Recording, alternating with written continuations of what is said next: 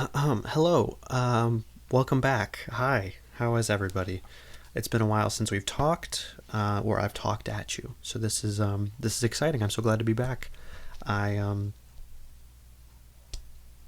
Today. I mean, this is so great. It's Halloween. It's the month of October. I'm recording these all out of order, and the schedule got so mixed up and messed up and thrown off. But so I'm recording this on October 30th, and even though like literally, I won't even get into it. But I had a set schedule for how I was going to do this season, which, by the way, we're covering Halloween's 4, 5, and 6 as part of a mini Halloween month of October spooky treat. Uh, like I said, we're covering the subset of Halloween movies, which is 4, 5, and 6, which is like it's its own.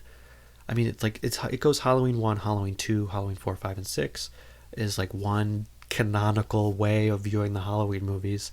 And Halloween 4, 5, and 6, released in 1988, 1989, and 1995, respectively, are kind of its own little trilogy of movies called the Thorn Trilogy, which people despise and think. I mean, like, of course, fans love them. All of these movies have like a cult following, but I think are generally despised and hated by like your average person. And they were like absolutely reviled upon release. So I thought, what better thing to do in the month of October and around Halloween than like some of the Halloween movies. And I know we've already covered Halloween 2, so I'm like, why don't we just keep it rolling with Halloween 4, 5, and 6? And then, hey, even next summer, we might even cover another Halloween movie. I could definitely squeeze Halloween Resurrection in there. Just people hate that movie more than any of these movies, and I love that movie, and I can talk about it all day. Big Halloween fan. So yeah, here we are covering these movies, and I set out wanting to cover and release one every like the last 3 weeks of October leading up to Halloween. But here we are, October 30th, and I haven't released a single one. And I've recorded Halloween 5. That's all done. I watched the film of Halloween 6, have to record the episode tomorrow. Here I am finishing up the intro for Halloween 4 before I release that. Yeah, I mean, well, let me first say that I'm very excited today because we have a special guest. We have our first returning guest, and it'll be the second episode that we featured a guest, and it'll be our official Halloween. Well, I don't know what I'm trying to say here. Like, she's just like not a Halloween expert, but she's like a movies you missed all-star. She loves the Halloween movies. She was the guest star on our Halloween 2 episode, and she's come back to start the Halloween miniseries here. Jamera Ross will be joining us again, my close friend, a dear friend, fellow horror movie enthusiast and fan. And in order for us to get that worked out, we both have very busy lives, and I did want to record and do that episode before I did any of the other ones. So I waited and waited and waited for us to like get on the same page and be able to do this. And then by the time that happened, I was like, oh, October literally has a week left. So then I tried to just rush all of it, and eventually, now it is October 30th, and I released none of the episodes. Hey, life happens, things get in the way, and I'm very sorry if anyone was expecting me to actually stick to a schedule for once, because I'm very sorry I did not. So here we are. I am recording the intro to Halloween 4, already having recorded the discussion with Jamera Ross, the end part of Halloween 4, the entire Halloween 5 episode, and still need to record Halloween 6. So again, by tomorrow, which is October 31st, I will have all episodes up and ready for you to listen. And you have my word on that. But not exactly what I had in mind, not exactly what I promised, and for that I'm sorry, but hey, what are you going to do? Life comes at you fast. But yes, we have a great show for you today. Again, me and Jamera Ross. She's going to come in. We're going to have a discussion about the actual. We're going to get into the beat by beat nitty gritty steak and potatoes of the movie. discuss plot points, our favorite kills, our favorite sequences, that kind of stuff like we usually do. And then I'll come in at the end and, just back clean up and be like, hey, let's talk Michael Myers actors, let's talk Michael Myers masks, let's talk where this movie falls in people's general consensus, their general rankings, and we'll talk about Triv. I'll throw some hot trivia, interesting trivia tidbits your way, and then we'll call it a day. It's going to be very exciting. I'm recording this now, and the intro's already at like 5.5 minutes. But the Halloween 4 discussion and trivia that I've already recorded is about 2 hours, so I'll try to make this as brief as possible. I know we've been going longer and longer and longer in these episodes, and I'll tell you what, the Halloween 5 episode I recorded the other day is by far the longest episode we've ever had somehow. So I'll try to keep this initial Halloween 4 intro I'll try to keep it concise and short. And I know I always say that and then I never do, but truly I'm going to give it a shot. And I just gotta say, I'm excited later, because I get to watch, I'm gonna watch Halloween H2O and Halloween Resurrection and just end October on a high note, baby. I watched Halloween like a month ago, and Halloween 2 and 2018. I watched Halloween Kills and then immediately went to the theater and saw Halloween Ends. That was awesome. I watched Halloween 3. I watched Halloween 4, 5, 6. Just having a ball. Having a great time. Even though I watch these movies periodically throughout the year as well, it somehow hits much different when you watch them closer to Halloween. You know what I mean? I only regret watching Halloween 1978 so early, because I watched it like September 19th, and I might just watch it again on Halloween, just cause, you know what I mean? I can never watch that movie enough. It never loses the magic.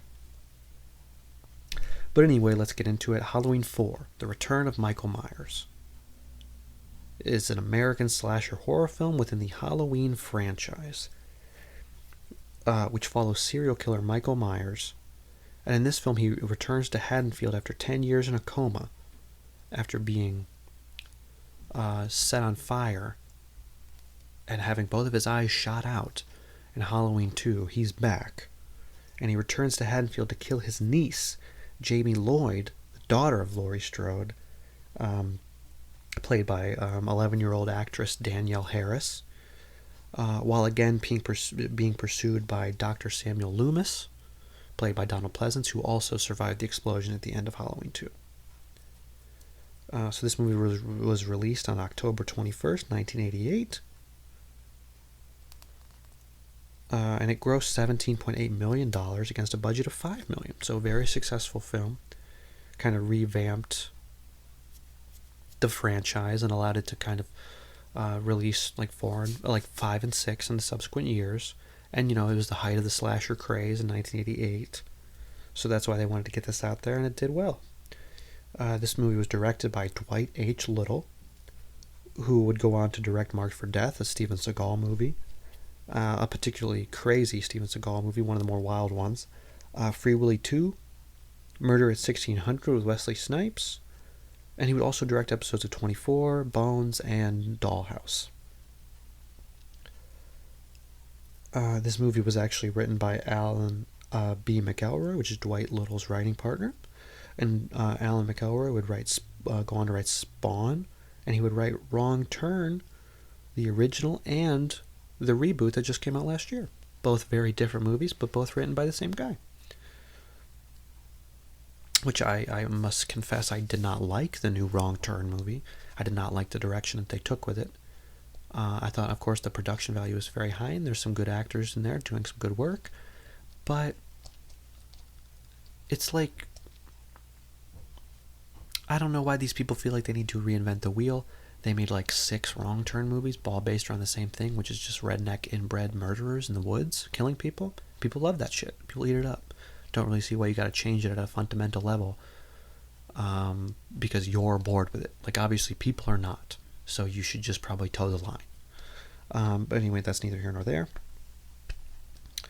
This movie stars Donald Pleasance, Ellie Cornell, who plays Jamie Lloyd's adopted sister Rachel, Michael Pataki, who plays Dr. Hoffman, a doctor at Ridgemont Sanitarium, where Michael has been in his coma for the last 10 years.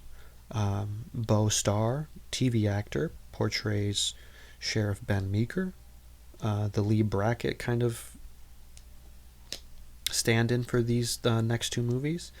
And this movie introduces Danielle Harris as Jamie Lloyd.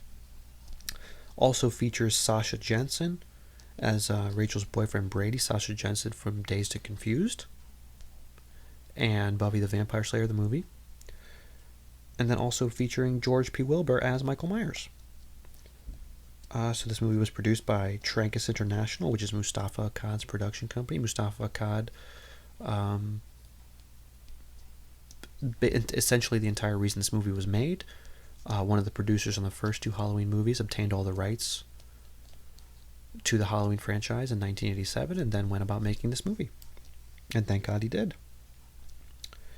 This movie was scored by Alan Howarth, who did did Halloween 2 and would go on 3, and then would go on to do 4, 5, and 6. He scored Escape from New York, The Thing, Christine, Prince of Darkness, They Live, Big Trouble in Little China, big John Carpenter guy. John Carpenter loved this guy. And he also did Poltergeist. So very, very prolific composer, Alan Howarth. And Alan Howarth actually from Cleveland, Ohio, just like, and Dwight Little too, actually, both Clevelanders, which is very interesting because I am from Ohio, from the Cleveland area myself. Runtime on this movie is 88 minutes, less than an hour and a half, which is absolutely perfect. All these movies, I think, Halloween 4, 5, and 6 are all, I think, under an hour and a half, which is just beautiful. Because, I mean, if you can create the same amount of tension and scares in less time, go for it, save people some time, help people out, be accommodating to their schedules. How did I watch this movie? I watched this movie on Shudder. Just because, I'm playing, pausing it, playing it, pausing it, playing it to write down notes. So that's hard to do on my VHS player because I don't have a remote. But again, pick up a nice VHS copy. It's well worth the watch to see it in its original formatting. I think that's always very special. And again, rent it from your local library, buy it on Amazon. But yeah, the critic and aggregate scores for this movie, pretty abysmal. Rotten Tomatoes, this movie's at 33%. IMDb, way better, with 5.8 out of 10. Shudder actually gives this movie a 4.1 out of 5, which is interesting. Shudder, a horror streaming service, is going to be a little soft on horror movies. But 87% of Google users like this movie, so that's cool. I think people really do love this movie just because it's very light and fun and very easily accessible. Not like physically easy accessible, but I think people can really kind of attach to it and start liking it right away. It's very digestible. Because even though it is tense and scary, it's not like overly gory or overly scary. And I think there's some very good acting work going on. It is just beautifully shot and filmed. So, why would someone miss this movie? I think people might have been turned off by Halloween 3 because people at the time, even though the esteem for Halloween 3 has grown in recent years, people despised Halloween 3 when it was released theatrically. And I think it kind of turned people off. I mean, like Halloween, as a franchise, stalled for 5 years because they couldn't get anything done because Halloween 3 had kind of damaged their reputation so bad. People just didn't care for it and they didn't want anything more. And just like, slashers and sequels, I think people aren't as keen on today. Like, as a series goes on, most people, I think, kind of associate that with diminishing returns, so they don't really go see the movies as much. Or they don't, especially in today's day and age, they don't go back and watch the other sequels, because, like, if they only get worse, why would you watch past the first one? But I am a firm believer, obviously, in the supremacy of sequels and how they really can surprise you at times. And then I guess if you like look at some of the reviews for this movie, they were pretty bad. Kind of cut the movie to pieces. Maybe even I'll read a couple right now. From Betsy Sherman in the Boston Globe. The humorless Halloween 4 brings back Psycho Michael Myers only to make him a poor, lumbering imitation of Friday the 13th's Jason. He moves more like in parentheses, he moves more like a constipated Frankenstein's monster and a crashing bore compared to Nightmare's Freddy. There are the requisite teens, practically no cavorting in this one though. Central casting rednecks with shotguns, very run-of-the-mill killings, not much blood, and definitely not many scares. It's about as much fun as getting a granola in your trick-or-treat bag.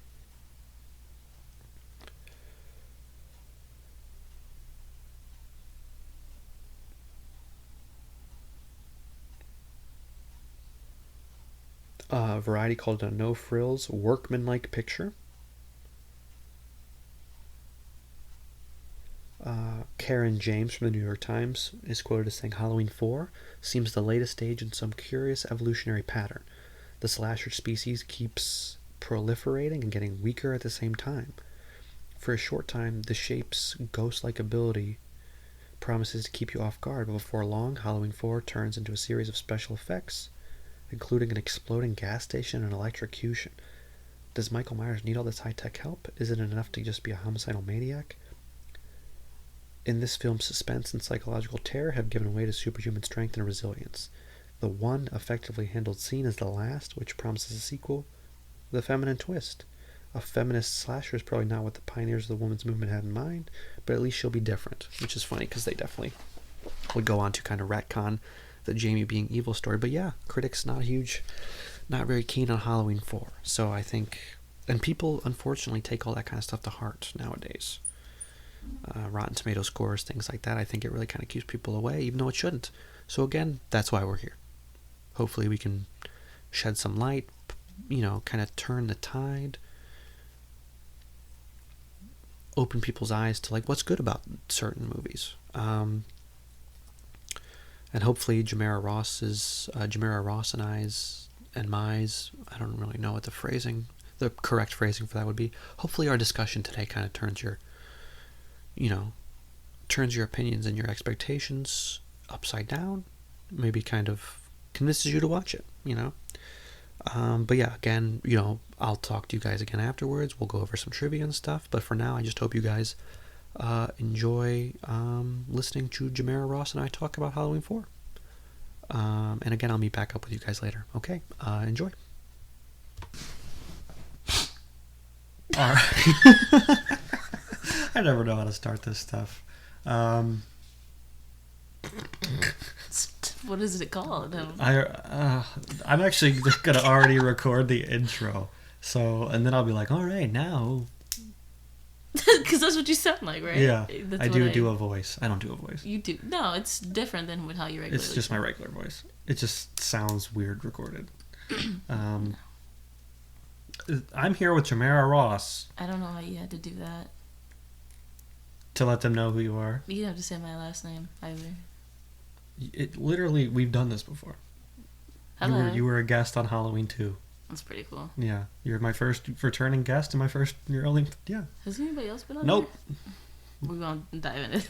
Yeah, we don't gotta get it down. No one else wants to be on the podcast. Yeah. Because we in it. What is that? I don't know. But anyway, thank you for coming back on. There's nowhere else I'd rather be. Friend and colleague, Jamera. Faculty and staff. Yeah. Esteemed member of the board and Halloween expert. We're doing this. I have seen a lot of them so far because of this. But I actually You're welcome. already seen this one. Yeah. This is the first one I've ever seen. Oh, really? All of them, yeah. Yeah. I mean, that's a good one to see, I think. It's pretty solid. Yeah, very good movie. And it like kind of revamped the movies after they hadn't released one for like 6 years. So they brought it back with this one. Go ahead. Was Laurie Strode dead? Is that what happened? Somebody put up a picture of her like she was deceased, and I said... Yeah, the little girl's like holding one. Because it's just like, oh, my mommy. Oh, that was her mom? Yeah, this girl is... How did you not understand that from I'm this? so sorry. Okay, yeah. So the basic premise of this movie, as I will explain it to you right now. Okay, go ahead. the Laurie Strode gets murdered, right?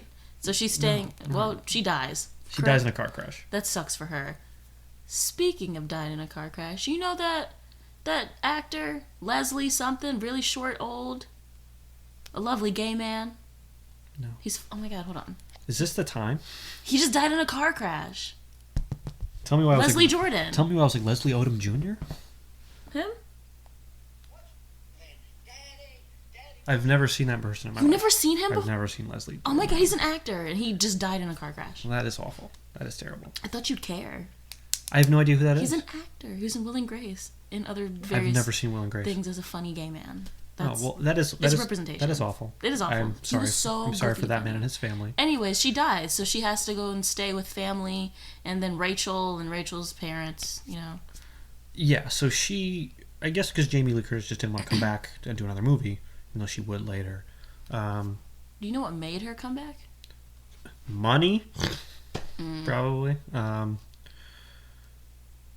This movie was produced by like Trancas International, which was like a really, really small, like indie kind of production company. So like maybe they just didn't have the cash flow. That makes sense. The capital to secure her. Just killed her out. Yeah. So yeah, in this movie we follow her niece, or no, her daughter, Michael Myers' niece, Jamie Lloyd, played by Danielle Harris. I love Jamie. She has a really big forehead. That's why she needed bangs. Jamie Lee Curtis has a big forehead. The little girl Jamie. Oh yeah, yeah, she does have a big forehead. That's adorable true. though. She kind of grew into it though. As an adult, she looks better. I didn't look her up. Yeah. So I heard is she dead now? No, she's alive. Someone says she dead. Who said that? It was just a title. I didn't click it. She was like, she was just at the Halloween Ends premiere like 2 weeks ago. What does she do now? She acts and stuff. Would I know her in anything? She was adorable. Is she still adorable? She's like 45. Can you call a 45-year-old woman adorable? No, you may not. I think she is like attractive. Really? Yeah. Did she age nicely? I think so, yeah. Good for her. Because I think she's not exactly white. I think that's how the you thing. win. Yeah, that's how you win at aging, I think. I think she's got to be like... What's her name? Danielle Harris. She's got to be like some sort of Hispanic or maybe even like Mediterranean white. Oh. Yeah, so she looks pretty good still. She was actually in the Rob Zombie Halloween reboots that they did in like the 2000s, which were terrible. And she was in Wish Upon a Star? What is that? You never seen this? You never seen Wish Upon a Star? No. Oh my god, you should do this on movies you've missed because people haven't seen this movie. It has Katherine Heigl in it. There's like two sisters and like they make a wish and they accidentally switch bodies. This is such a good... just Freaky Friday? But before Freaky Friday, I think. Oh, well. This is a good movie, and she's actually. like, this Danielle Harris is just in it, or... Yeah, she's the other main character. Wow, okay. She's the sister. Interesting. And I did not... You didn't know? Because she's like teenager-y. Yeah, because that's like, what's that, 1996 I saw? She's so cute and short, but like she's so pretty. I don't know, you can't really tell from the thing, but... Oh, wow, yeah. No, this is interesting. A good movie. I'll have to write it down.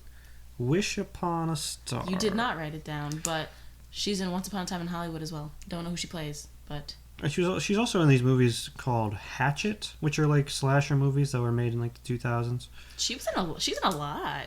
She's a prolific actress. Slay for her. Get your coins, babes. I know. And she's like a scream queen now, and people in the horror movie come like flock for her and to get her autographs at conventions and stuff. She's cool. She's it. Yeah. She's the moment. She's the time. She did a good job, and I love her little clown costume.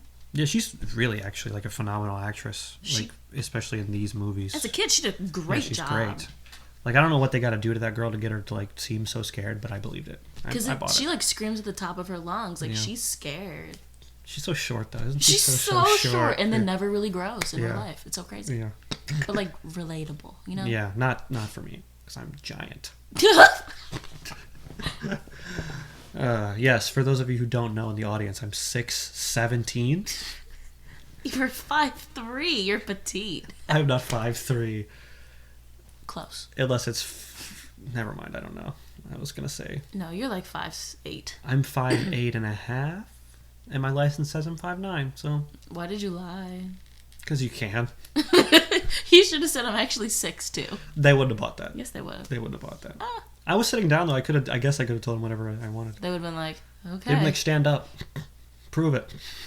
I'd be like, yeah, you call my bluff. I'm capping. It's fine. I'll move along. You said I'm capping. Yeah. You have long legs though. Yeah, I'm mostly leg. My torso is really short. No, like Childish Gambino has a short torso. I think he just wears his pants high. No, that man has a abnormally Do you know short for a torso. fact? Yeah. No, you don't. I know a lot. I'm not saying you don't, but I just don't think you. That's one of the things that I really know well, is what I mean. People's waists? Yes. And like where they're at in their bodies? Yeah. Okay, that's cool actually. Yep. I respect that. I know. But yeah, so you like this one? I did like this one, yeah. I don't really remember that much about Halloween 2. That's okay. But I remember liking this one more. And then I seen connections between this one and similarities between, like, the newer... Oh, you did? I actually did. Like what? Connections. Oh my god, what was it? Like, when he's upstairs on, like, something, he, like, grabs somebody and, like, I think, like, chucks him over or something. I'm like, that reminds me of, like, the newer one. And then the angry mob reminded me of Halloween Hey, Kills. yeah, that's a good parallel actually. Yeah. They said, let's call the police station. We're not closing. I did think that whole sequence was so funny. It is, and that's why, like, it's silly, and that's why, like, Halloween Kills was, like, stupid. Because I was like, why? Then they're like, they're not answering. Let's march on down. I know, it was actually, like, so logical for some reason for these, like, redneck dummies. Yeah. These hicks, and I'm like, huh. What was Rachel's boyfriend's name? Not her boyfriend. He cheated on her, so... Like, I probably got it here somewhere. But, I couldn't remember his name. the actor is Sasha Jensen, What I a remember. name. Yeah. He was a bad person. She said, I gotta babysit my traumatized, like, cousin or whatever, but... Was it Paulie? I don't remember. No, Brady. It was Brady. That makes sense.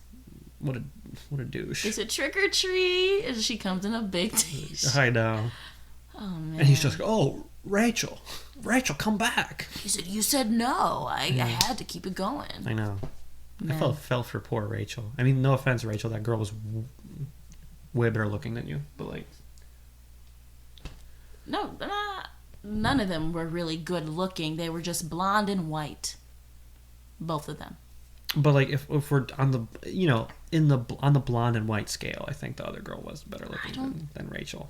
Think so. Yeah. She had, like, a show that said, like, cops and guns or something. Because I guess her dad's a sheriff. She said, you touch my daughter? I said, she. He said, you touch my daughter, I'll shoot you. Brady said, already dead. I don't know. I love how Brady was just like, okay. Yeah. Okay. Yeah. Fair. Fine. Why did they all flock to the house like that? They was like, he's gonna come.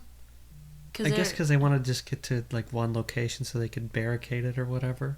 But remember when nobody was inside actually protecting people, so his daughter got murdered? Well, because, like, I don't know. This movie does a really smart thing where it allows you to track Michael Myers very easily. Because Michael Myers kills all those people at the police station, Yes. right? Massacres all those cops.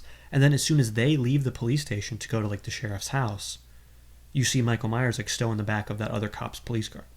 And you can see, like, oh, logically, of course, Michael was there, doy, and now he just kind of followed these people to that house. Even though they went to that house, I can only assume, because they're like, oh, Michael's not going to think to go to the sheriff's house. If he's looking for Jamie, he'll probably go to Jamie's house. How does he know who Jamie is? Remember in the beginning, in the ambulance drivers are talking, and Michael's being transported? And then they're like, yeah, he's got a niece. And Michael just says, I got a what? That's sad. Makes me sad. Why? Because she's like 8. Yeah. Do you remember when they're like, your mom's dead? Yeah, the bullying in this movie was so intense. She's just like, and they're like just making fun of her having a dead mom, like so bad. And I'm like, okay. Do you remember when, like, she's running away with tears in her eyes and it's in slow-mo, though? And you see her under this little pink sweater and her arms are like an inch long. And I'm just like, she's like, oh, oh, oh, oh. And they're like, where's your costume, orphan? And I'm just like, damn, this is so direct and specific. They've been waiting all day to bully this girl. She's like, I just want to wear one. Yeah. They're like, orphan. They're like, your dad killed a bunch of people. Or like your uncle. It's fucking whatever. Yeah. That's the difference. Yeah, fuck you. Oh. But yeah, so the movie starts on October 30th, 1988. Big sigh. Those credit, like in orange font, it appears. As you know, the opening title is. Dun, dun, dun, dun, dun, dun, dun, dun, dun. Oh my god, are Sorry, you I broke alright? coming. And then we get Mustafa Akkad Presents. Mustafa Akkad is like the main producer and like the godfather of the Halloween movies. He's like helped make all of them happen. Really? Yeah. What a name. Yeah, I know. He's a cool guy. He was tragically killed actually in a like terrorist attack in the early 2000s, which is a big bummer. Yeah. Rip. In a terrorist attack? Yeah. Do you have any more information about that? Not off the top of my dome. I guess I can look it up. Him and his daughter, I think. In like a plane or something? No, it was like on the ground. In an airport, I think. I might be lying. I don't know, but I know that his son, Malik Akkad, then took over producing the Halloween movies. Gorgeous names. Yeah, because they're from the Middle East of some kind. I don't want to speculate as to where exactly, but like, yeah, I think he produced even like the first one. So he's produced like every single one of them. So sad he missed the newer one. Well, his son produced the newer ones. Did Malik Akkad produced like Halloween. He just fell into the business? Well, I think like Mustafa Akkad probably had like ownership of it, and that probably just like was bequeathed to him in his will or whatever. Bequeathed. What is that? There's a term, right? It is basic quick, so I left. Sorry. Anyway, it was left to him and probably his will, and he's like, I'll just keep producing this shit. Fuck it. Why It's not? like money. Money. People love that shit. Yeah. Dude. But yeah, I think Mustafa Akkad after like Halloween like 1, 2, and 3 like ended up retaining like all the rights to Halloween because like some were owned by John Carpenter. Yes. And like some were owned by Deborah Hill, which is like John Carpenter's partner. But then they were like, "Fuck it, we're out." They bowed out after 3, and then Mustafa Akkad just like raked all that shit in and just kept making movies. Like Halloween H2O and right and all those. Yeah, Halloween H2 is a good one. Is it? Yes, I like that one. Okay. You don't like that one?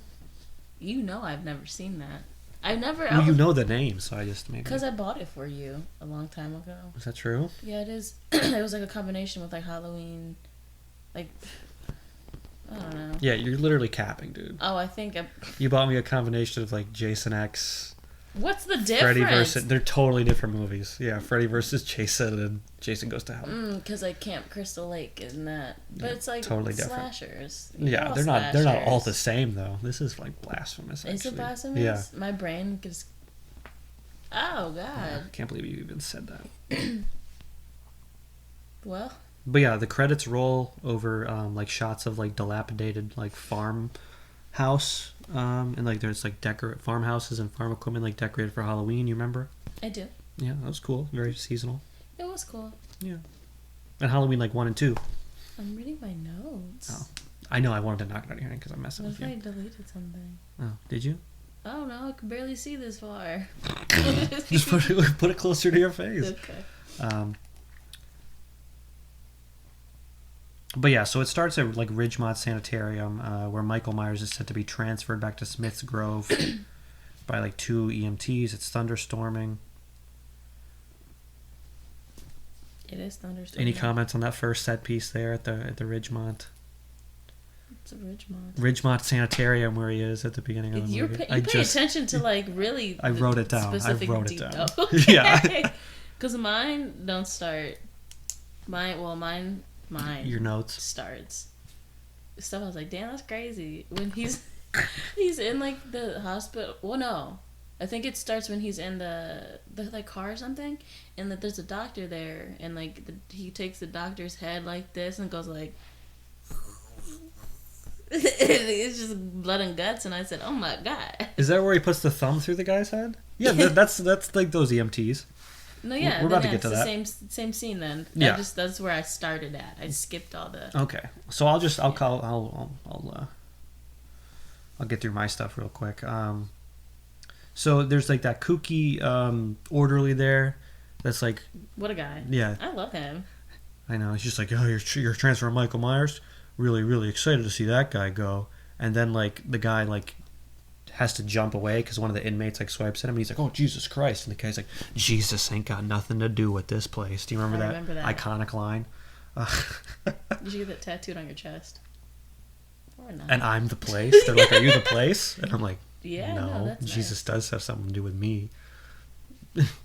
Bless up. You want to know something? Yeah. Totally unrelated, but related. What's I was up? in school earlier, and I was walking across. You're in grade school? Yeah, Because you're in first the grade. 8th grade? Yeah. Oh, okay. Okay. 8th grade sounds... I wish everybody could see your hat. Go on. Don't want to distract you. I was walking, like where Rhodes is, there's like a little thing in between where you can walk across the student center. Do you remember Oh, that? you were at Cleveland State University. Okay. Okay. And there was like some dudes posted up talking about Jesus and with these signs that didn't make sense. I couldn't tell what they were for. That sounds cool. I just knew it had to be something horrible. I don't think is that allowed? I don't know. They're like, abortion is murder. Something about atheism is bad. It was a bunch of random signs. And then like I was walking back with my Starbucks, got a flat white, and they said, "Here." Brought to you by Starbucks. That's our sponsor for today. And then they're I like, scream into the microphone. "You did." Yeah. They're like, "Here, take this," and I said, "I don't have any hands." He said, "Here." He stuck it in like my finger. He said, "Here, let me take your flat white," and he just here. Now you got room. And I was like, he said, "You gonna read it?" And I said, "Okay." He said, "Hey man, I don't know how much time I have left on this earth, so I don't know if I got time to read that." Yeah, and then I gave it to the girl who sits next to me in class, but then I just threw it away. She was reading it, and I was like, "Yeah." You said, "Stop it! Pluck it from her hand. Like, this is a bit. Cut it out." And I didn't think that was allowed because that's like in. Yeah, within campus. Yeah, it was crazy to me. If it was like students, I guess maybe they couldn't not. Two middle-aged old white men. So They said, "I'm taking a class on theology just once, so I can do this legally." It's a loophole, baby. Jesus. It is a loophole. He's just frisbeeing them at you like Jesus. Yep. you teach a youth group, don't you? Yeah, at For Cleveland troubled State kids? University. Yeah. You're in it.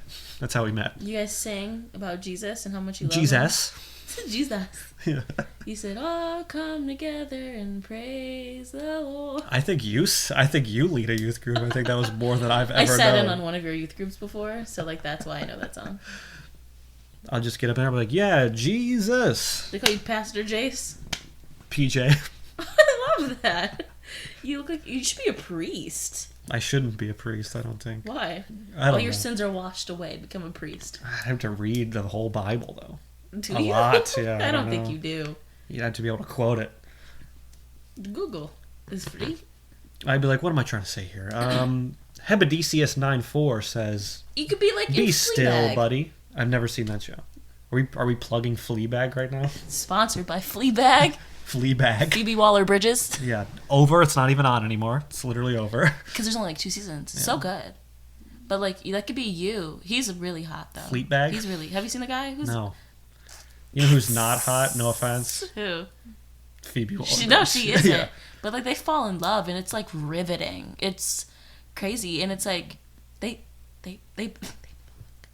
He's a priest. buck, Jace. You know what's really riveting? Halloween 4. Sorry. The Sorry. return of Michael Myers. It is. So yeah, this. Had to plug in our sponsors. Yeah, Sorry. Fleabag. Yeah. Anyway, this guy, Doctor Hoffman, is overseeing the Excellent transfer. And this doctor hates Dr. Loomis for some reason. Did you catch that? Hey, literally nobody really messes with Dr. Loomis in this movie, and nobody pays attention really to anything. He's the best, though. He's so he good. is. He's like, you gotta get. There's some parts where he really, I don't know. I'll never, like, I think Dr. Loomis might be my favorite character in any bit of media that's ever been created. He's so fucking nuts. He is. He's and that's crazy. probably why nobody. He said, "Do you see my face?" I know. Yeah. Because he popped up, and I was like, I know. "Oh, what happened to his face?" Do you remember at the end of Halloween 2, he blows himself up? I watched that like a year. It wasn't a year. It wasn't a year ago. It wasn't a year. It was. It's like the several very end. Do you remember he's like, "Goodbye, Michael," and he just like he lights it, and the room is filled with gas, Oh. and then the room explodes, and they're like, "Yeah, you just got some," even though that would immolate you and kill you completely, you just got some burns on the side of your face. How didn't that kill Michael Myers? Well, Yeah, they just like they should have put that man in a meat grinder a long time ago. That's the perfect. it's the law. I don't know, but yeah, it was supposed to. Originally, Halloween 2 was supposed to be the last one, but they said, "Let's make money again." But yeah, so he's transferring Michael without letting him know. But yeah, so then they wheel him out, and they put him in the ambulance or whatever, and the Halloween kicks in, and this is at minute 5:18. Very cool. I clocked it. I said Halloween theme. If I was a bully, I'd bully you, but I'm not. So. Thank you You're for welcome. passive aggressively saying that my behavior is unacceptable. No, you want to know what actually hurt my feelings very early on in this movie? Yeah. Rachel. She was talking to Jamie. They're having a conversation, and like Jamie was low-key sad, and Jamie was like, "Are we sisters or something?" And Rachel said, "No, I'm not your real sister." Oh yeah, that was weird. I'm just like, was that the time? You know what I mean? Like she really needs somebody. Well, she's like, no, we're not real sisters at all, but I do like you like a sister or whatever. But like, was it necessary? I know. I was just like, you hit her with a real hard dig first. She's like 8. It's hard to come back from. Yeah. You could have just said yeah, and like if she's like a sister, truly, what's the difference? Obviously, your crusty old white parents are not hers. We know that. Her mom died, and she's aware. Yeah. Just felt unnecessary. I know, and I like how the way that they're like having Jamie look at the photographs of like Jamie Lee Curtis, and it's clearly like a photo of Jamie Lee Curtis on the set of Halloween 1. I know. And they're just like, this is all we could get. We got this from the archives, so just hold it. Because I seen it, and I was like, that. I know. I'm like, no pictures of your mom and your dad. Who was her dad? We don't really know. His name is something Lloyd, I guess, because that's Jamie's last name in this movie. Also, some of the things I picked out are very random. That's fine. There was a comment that Rachel made, but her mom was like, "Are you gonna eat, Rachel?" She's like, "Do you want a fat daughter?" Or no, yeah, I got it right here. You want an oinker for a daughter. I wrote, you want an oinker for a daughter. Oof. I was like, that's weird. Also, that girl weighs like 120 pounds. If that, Yeah. you know what I mean? It's like they plugged that. Yeah.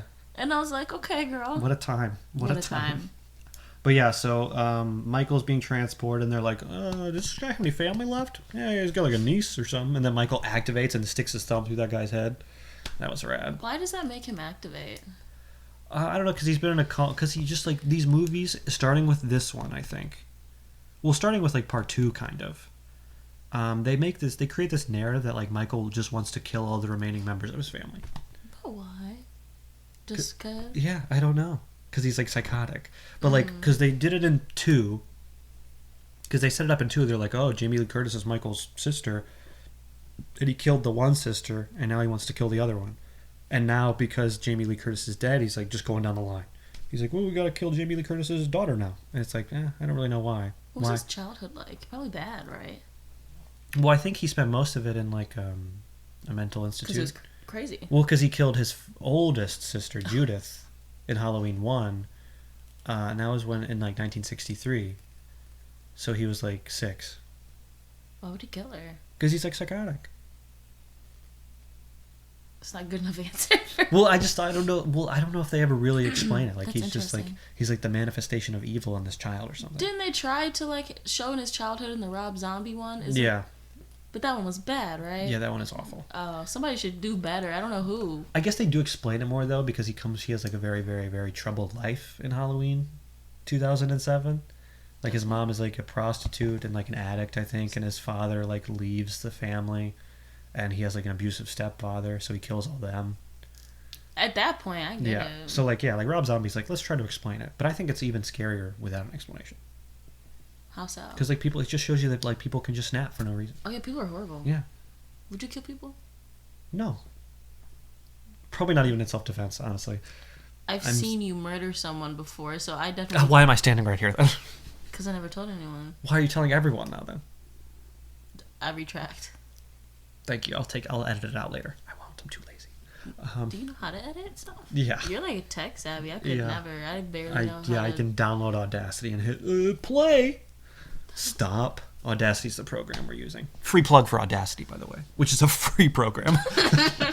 But yeah, I mean, it's like kind of like, I mean, look at Jeffrey Dahmer. His upbringing is like not really even that bad. Like people, like his parents didn't pay attention to him, but like, I mean, is that enough reason to like grow up and murder a ton of people? There's never a good reason to grow up and murder people, regardless of what you've been through. Yeah. Correct. But like, I mean, like, I think the more you go through, the more people are like, I guess. True, but it's like, should you give someone the benefit of the doubt just because they had a rough life? Like, it doesn't make murdering innocent people randomly and eating them. Agreed.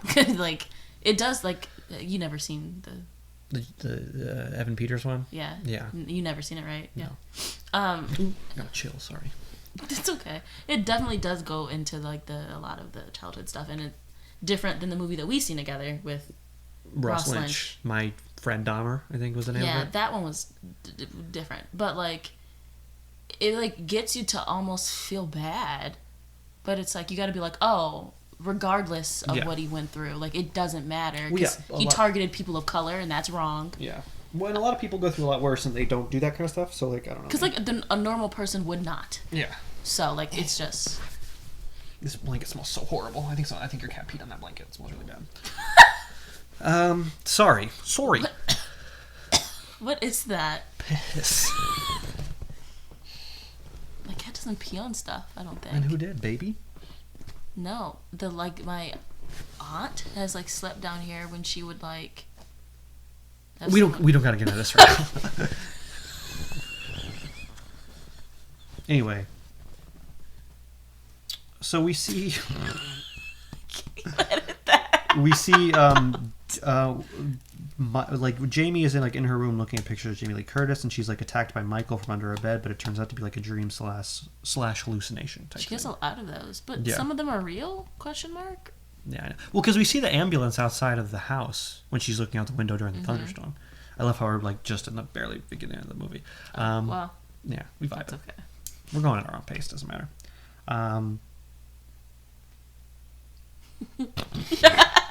But yeah, we see the ambulance, but then and then Michael attacks her, but then it turns out to be a hallucination. So I'm like, was he there, or I don't know. I mean, it's left ambiguous. Do you remember when they're at like the store trying to get Jamie that costume, and she's like, ah, but then it shows like in a piece of glass his reflection. So he really was there then, because that's where he actually grabbed the mask.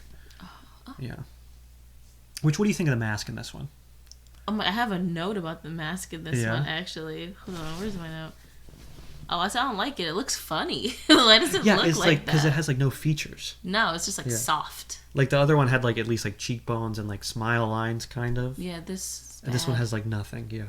And, like, I actually, like, not that we'll do that, but at the end of, like, all these Halloween episodes and, like, the Friday the 13th ones I do, I'm like, let's rank the masks. Because I'm a dork. You are. Yeah. But, like, so, like, this one...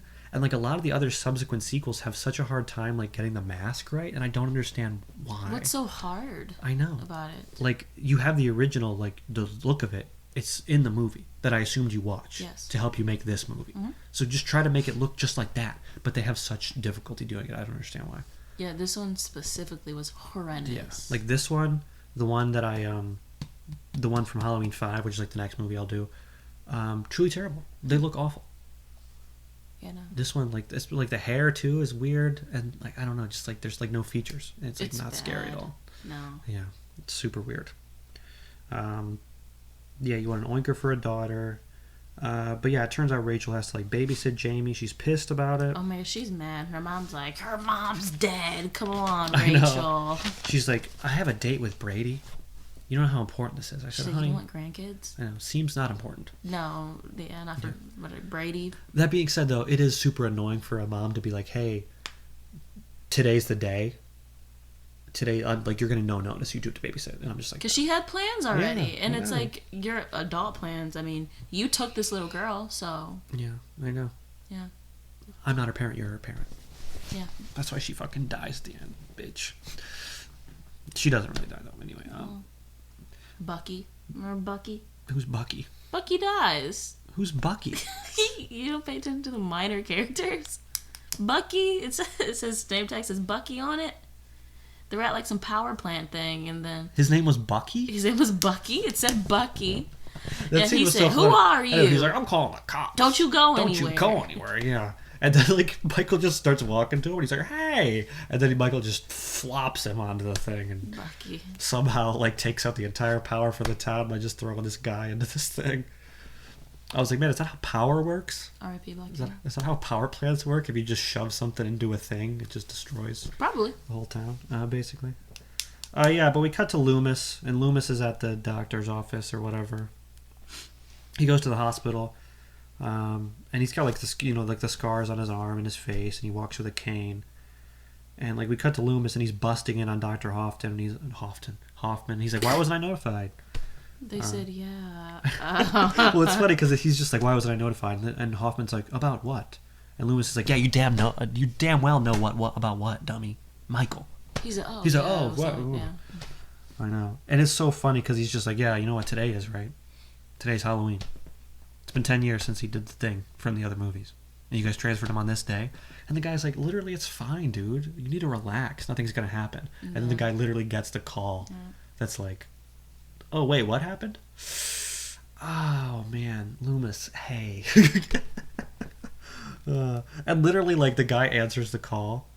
And Loomis is just like, the guy's like, wait, what happened? And Loomis is like, oh, fuck it, here we go again. And he just walks straight out. Loomis is having a hard time. I know, but he's like, I already know what's going on. Same thing happened like 10 years ago. I'm on it.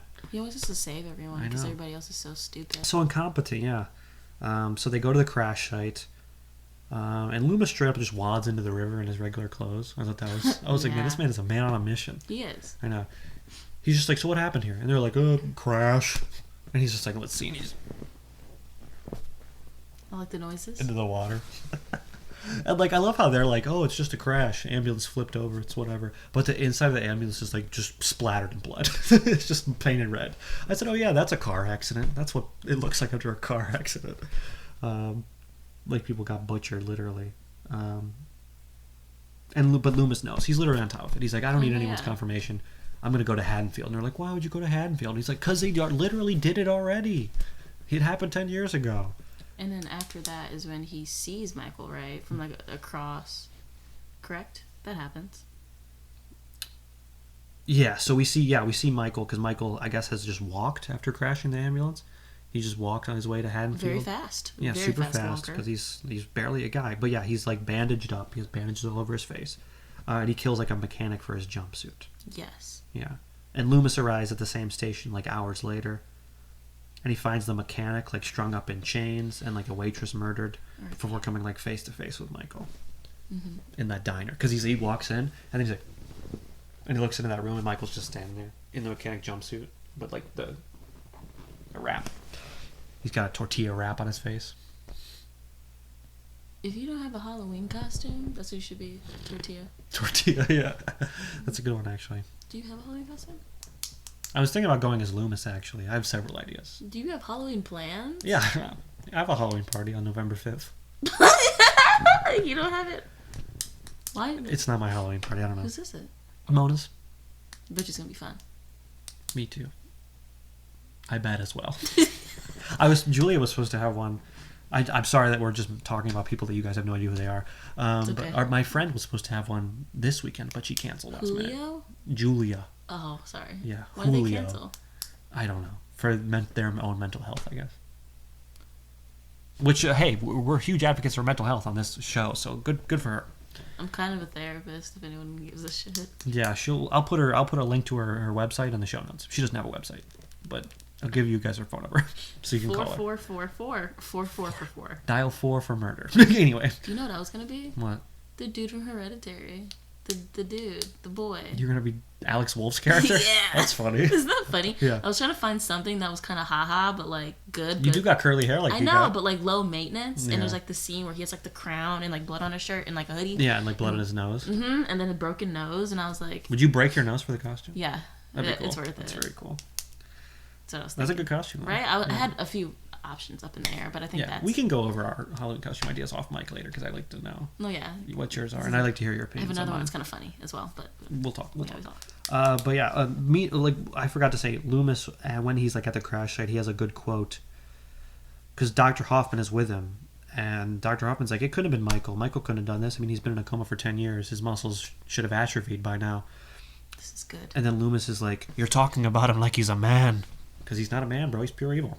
I remembered that. I wrote that. I made a point to do that. I was like, that's good. That's pretty good. I know. He's got a lot of great lines in this. He does. And what's interesting is, like, back to, like, the townspeople, they bring guns and stuff. And I'm like, he's not a man. And it's like, after all this time, and after, like, he was in, like, an explosion thing. Yeah. He didn't die. Yeah. So it's like, what makes you think you and your shotguns are going to, like... Yeah. Like, you gotta take extreme measures. Like, you gotta nuke this guy or just, like, cut him into little pieces. Exactly. Like, it's foolish at this point. It's foolhardy. For real. But yeah, so, like, Loomis is, like, he's in the diner with Michael, and he's like, if you want another victim, Michael, take me. Take me. I know. And I'm like, Loomis, no. You're the heart and soul of this series. He is. But yeah, and Loomis shoots at it, but Michael like gets away, hijacks a truck, and then he inadvertently like blows up the service station as he's leaving. He blows up Loomis's car. And I was like, was that necessary? I know. And then Loomis has to like slow-mo dive behind some tires to avoid the like massive explosion. And he's old and decrepit now. He's old as hell. Yeah. And that's just, it's not fair for him. But yeah, I thought that was a really great sequence. Interesting that there's like an explosion in this movie.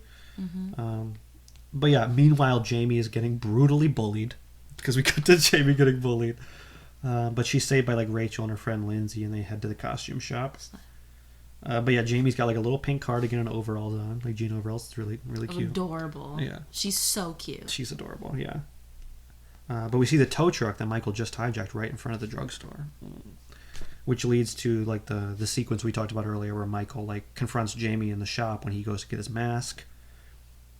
And then like she crashes into a mirror or whatever. She says, ah. Yeah. And then they show up there like, what's wrong? Why would you leave her? She was making out with like Bucky or something. Yeah, she was like making out with Brady. In the middle of the store, he's working. And then that girl that like he later hooks up with, the sheriff's daughter, was also working inside the store. Yeah, because those group of guys like, you won't ask her out. Yeah, one of the guys is just like, the guy who asks her out is just like, yeah, I'm not going to do it right now, bro. The timing's got to be primo. And then he just does it 2 seconds later. I'm like, oh, primo, huh? Primo. And she was like, nah. She said something way worse than she's no. Like, she's like, fuck off, Derek, or whatever. Yeah. Oh, yeah, my next note is about Loomis hitchhiking when he's pranked by those kids. I know. Like, this dude's literally hobbling around on a cane. And they're like, come on, get in, old man. Psych! And they drive off. He's having such a hard time. I know. He's like, I just want to save these people. He's not even after me. I could just go home. That's true, but he's just a good person. Yeah, he's just a great guy. Wow. And he knows that, like, this is, like, I guess, partially his responsibility. Yeah. So Michael's his patient or whatever. But yeah, Loomis gets picked up by that preacher guy. I thought that was weird. That was weird. Yeah. The preacher guy? Odd. Yeah, very weird. He's like, what? I'm not a preacher. I'm not going to become a preacher. I might become that guy. No, yeah, like, I could see that. Just a traveling preacher who just gets drunk all the time. I love that. I know. He's like, Loomis, you want a drink? And Loomis is like, hell yeah. And he just takes a sip. I'm like, you've had a rough day. Why not? Might as well. But yeah. Anything? Any notes for you so far? No. Anything I missed? Okay. Jamie and Rachel head out to trick or treat. Big side. And Michael like goes into their house and he like rifles through old pictures of Lori and him. Weird. Yeah, and like I'm like, why does Jamie have a picture of her uncle when her uncle was a child? When her uncle grew up to be like a murderous psychopath. You think like it would have been destroyed by her mom or something? Yeah, like you'd think nobody in their right mind would be like, yeah, this is your uncle. He tried to kill your mom. He killed all your mom's friends.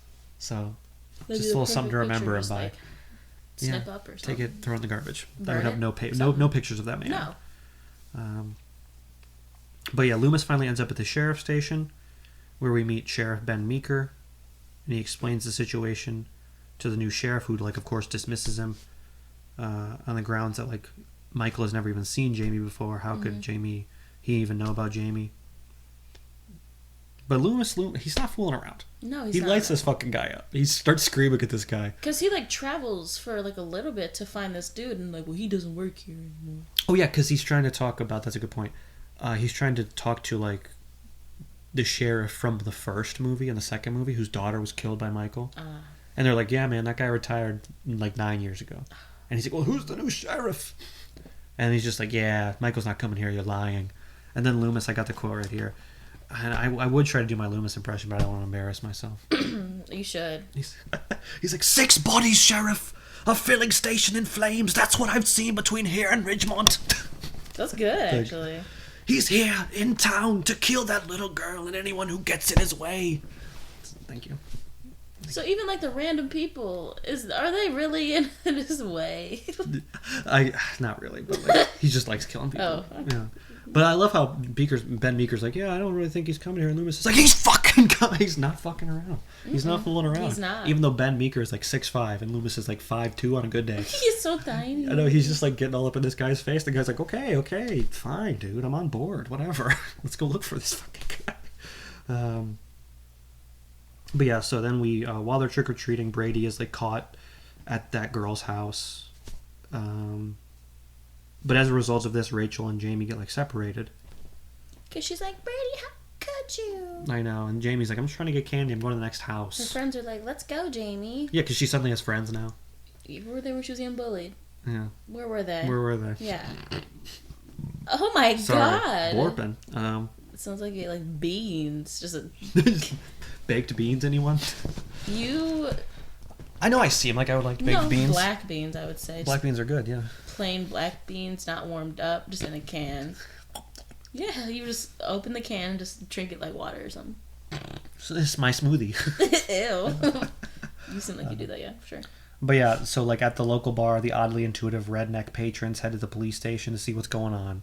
Because the police put out like a bulletin that are like, hey, stay in your homes. If you're in a business, close that shit down. They said, we're not going to close nothing down. I know, they said, I want a good reason if I'm closing down my bar.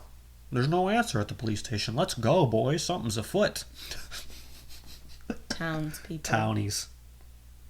Brownies, you know? Yeah. But yeah, so then Michael knocks out the power by throwing a worker into the grid. And this is when we get a really good look at the mask on Michael. Looks so terrible. Looks awful. Bad. Looks awful. Couldn't be worse. But yeah, then Jamie and Rachel are picked up by Loomis and Meeker.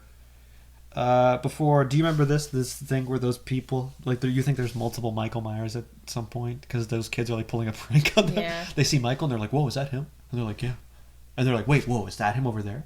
And they're like, whoa, wait, whoa. And they're like, what about that guy over there? And they're just, and like Loomis is like about to shoot these kids. And they're like, hey, wow, it's just a prank. I'm like, these are the most insensitive pranksters in the world. Like in the like world where all of this actually happened, and he's crazy and murdering people. Like you would think that they wouldn't make it. It's like people dressing up as like freaking like Jeffrey Dahmer for Halloween. Like it's not a costume. Yeah. That's weird. That's insensitive. It is insensitive. Like this is the 10-year anniversary. Michael Myers is shutting shit down now. This happens in all the Halloween movies for some reason. It does. Like literally in 5, there's like pranksters too. I just watched 5 the other day. There's pranksters. How many are there? Fucking like 13 or some shit. And you've seen them all? Doy. Some multiple times. You've seen Halloween, which one? Several times this year already. Do you want my counts? I got my official counts on my phone right now. Wow. Do you want that? I do. I'm actually curious about it.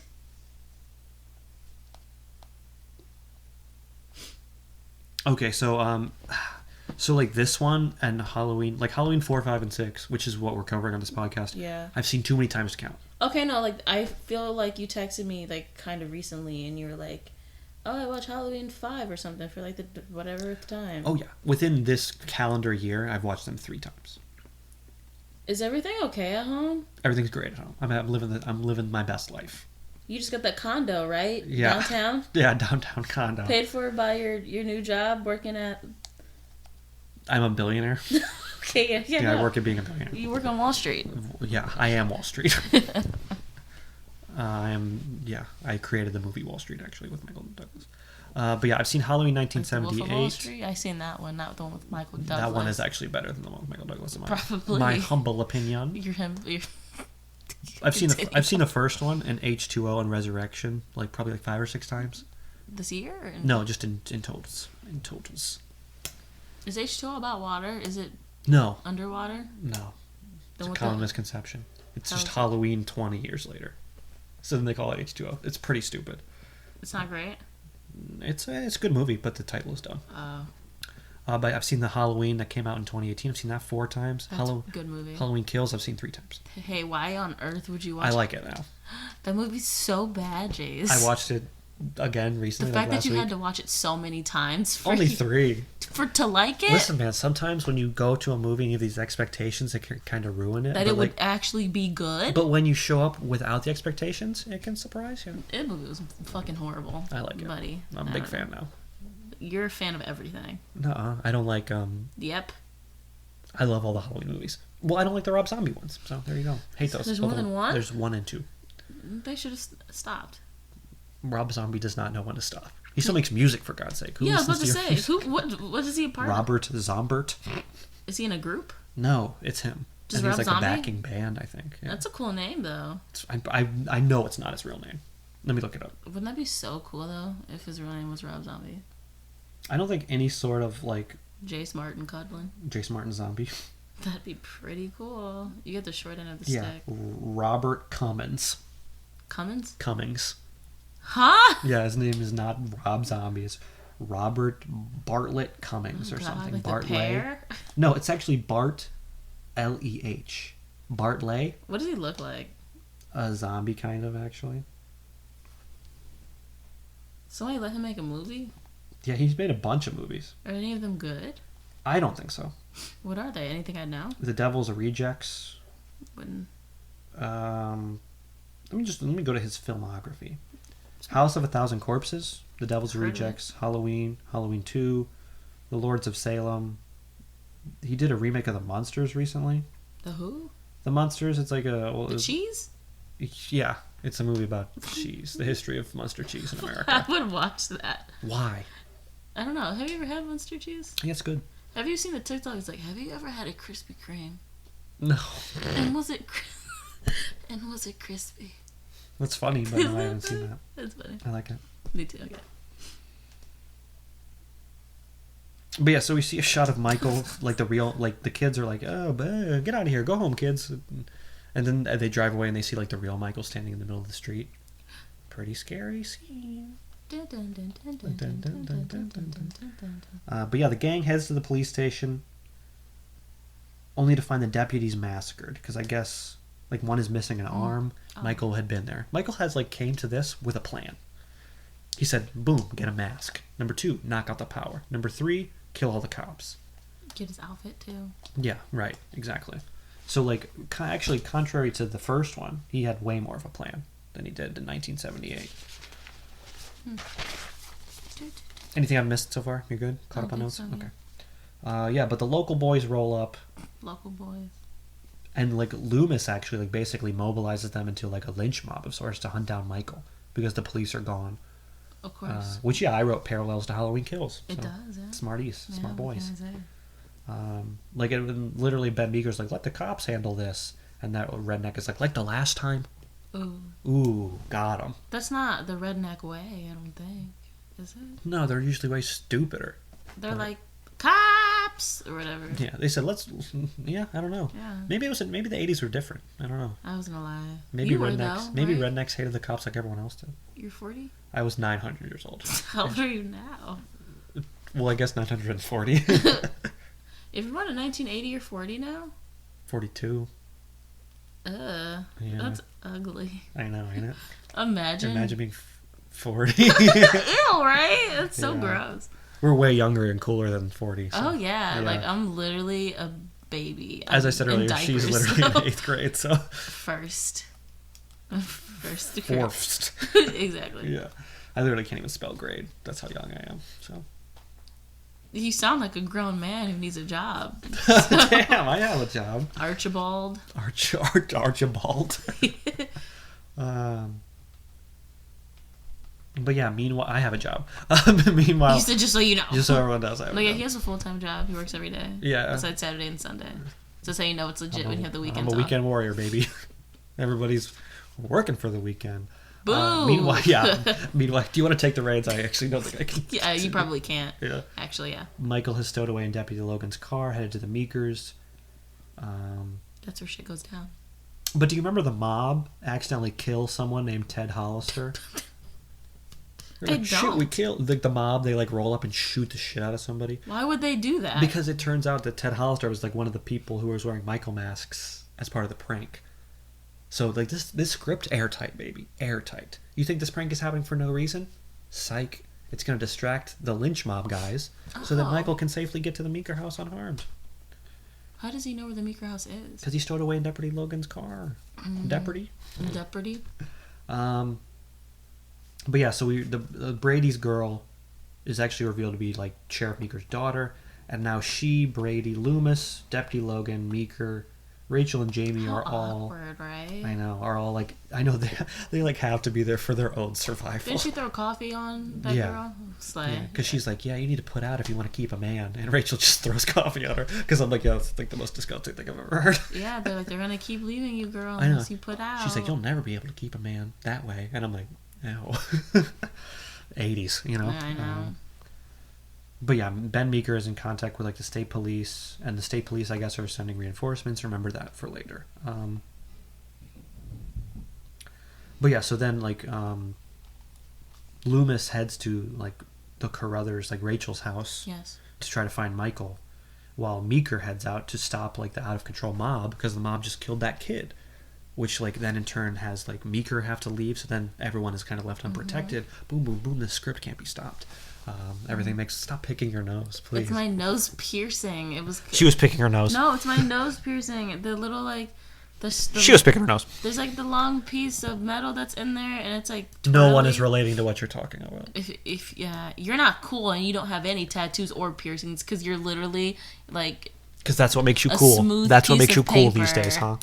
Yeah, your whole vibe is dad and basketball. It's cool to be kind, okay? Boo, boo. But yeah, so do you remember the scene where Kelly, which is Sheriff Meeker's daughter, and she's still wearing just a t-shirt? Why wouldn't she put on clothes? You guys have been there for seemingly 2 hours. No bra. I know. No nothing. It doesn't make sense to me. But yeah, she brings coffee to Deputy Logan, and she actually has a tray full of coffee. Did you notice she made coffee for everyone? I thought that was kind of sweet. Yeah, sure. She's like, here, Rachel, I know you don't like me, but here's a cuppa, She still sucks. She deserves to get coffee thrown on. Well, yeah, she's literally about to die. Because she's like, Deputy Logan, do you want some coffee? And Deputy Logan is silent. And she's like, oh, okay, I'll just set it over here. And then she shines a light, and Deputy Logan's boom, dead in the corner. Yeah. She looks in the rocking chair, and it's Michael. And then Michael literally, like, stabs her with a shotgun. She doesn't even get to scream, bro. Her dad's, like, right outside, right? No, he left. Oh, wait, I thought somebody was outside. No, the Deputy Logan guy was like guarding everybody. Oh, and then Michael dead. killed him. And then he literally like stabs her with a shotgun and pins her to the door, which is a reference to Halloween 1 when Michael did that to Bob. R.I.P. Bob. R.I.B. Rest in Bob. Your voice cracked. No, it didn't. Let's go on the record and say that no, it didn't. You said rest in. Don't rewind it. Rest in Bob. It was way worse than that, actually. Your voice didn't even crack. My voice doesn't crack because I'm a full-grown adult. I am also, but you can't. You're literally in pre-K. Shut up. Pre-K. But yeah, so Rachel comes down and discovers the bodies, and she flees with Brady to find Jamie. Wait, not to interrupt you. Brady's like, leave her. Do you remember that? Yeah. I know. She's like, yeah, she's literally the whole reason why we're here, and she's my sister. But Mike is right behind her. But then Brady kind of redeems himself because he fights off Michael so they can escape. He gets moitered. I wrote that he got his soul a little redemption. Yeah. A little redemption for him. Because he was kind of horrible. But yeah, Michael disarms him and then like crushes his head between his hand like a grape. Which is one of my favorite things. Michael loves crushing people's heads. That's so because he's so strong, yeah. But Jamie and Rachel escape out the window onto the roof. But they're again pursued by Michael. There's the image of Michael and he's like throwing himself over the. They're like, oh shit, is he chasing him? And you just see Michael's like limbs and head just like flail over the side, and he's just like scurrying after him. I said, oh, this man is after it. No, for real. You really gotta admire his drive. Jamie is lowered down by Rachel, but like Michael slashes her and causes Rachel to fall, and you're like, oh my god, is Rachel dead? Jamie was like, Rachel. But yeah, Jamie flees. She runs away. And she's picked up by Loomis, and then they go. Loomis and her go to the schoolhouse. Do you remember Loomis was like, "Which way is the schoolhouse? I was like, why would he just call it a school?" I know. I don't know how Jamie's response isn't like, "What the hell's a schoolhouse?" I don't know what that is. You mean the school? And why would she know where she's 8? Yeah, she doesn't know like where it is in relation to where she is. I don't know if she's actually 8. I'm gonna be honest. She looks 4. So no, like she's a child for sure. Yeah. But they go to the schoolhouse, but they're again pursued by Michael, and Michael like throws Loomis out a window. Tough. Yeah, but there's like a little cool piece of trivia, fresh trivia. Is that like, during the scene where like Michael takes Loomis and throws him out the window, you can see that Michael has blonde hair in this scene, because I guess they had to do the take so quick that they were like, oh, just give us a mask, we gotta do this, we're trying to get home and get this take over with. So they throw them a mask, and then the actor George Wilbur puts on the mask, and they film it, but they don't realize that like, oh, it's the wrong mask. This mask has blonde hair instead of the one we've been using the whole movie. Really?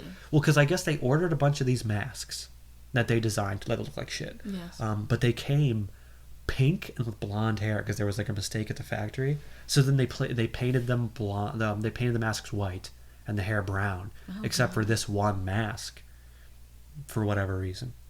And this is the mask that they used to grab this take, and rather than reshoot it, they were like, fuck it. And so, like, in this specific scene, if you watch closely, and next time, if you ever watch this movie again, keep an eye out. Because in this scene, like, if you look at Michael, his hair is clearly blonde. That's pretty cool. Yeah. But Michael grabs Jamie, because Loomis is, like, he's out the way. But then Michael gets fire extinguished by Rachel. It's like, Yeah, I know. Rachel's the best. She She is our final girl. she is. She's like Jamie's protector. I love that. Yeah. I mean, we thought she was dead. We did. She fell from like two stories. Fell, and Yeah. I was like, she's not moving. I know, but now she's hoofing it. She made it all the way to the schoolhouse somehow. in an unknown location. I don't know how far it is. No idea where the schoolhouse is. In like the 1840s, I guess, because it's a Obviously. schoolhouse. But yeah, then they get outside and they're saved by like the local yokels, our band of rednecks. Band of Brothers. Yeah, the band of brothers. Mark Wahlberg. Earl. Mark Wahlberg is not in Band of Yes, Brothers. he is. No, he's not. Yes, he is. Band of Brothers is like the World War II miniseries with Tom Hanks No. producing. I think you're that's thinking of wrong. the movie Four Brothers with Mark Wahlberg and like Andre 3000. Yeah. Which is a good movie. That's not Band of Brothers? That's not, it's the Four Brothers. Nah. Yeah. I'll allow you the time to look it up. That's fine. Okay.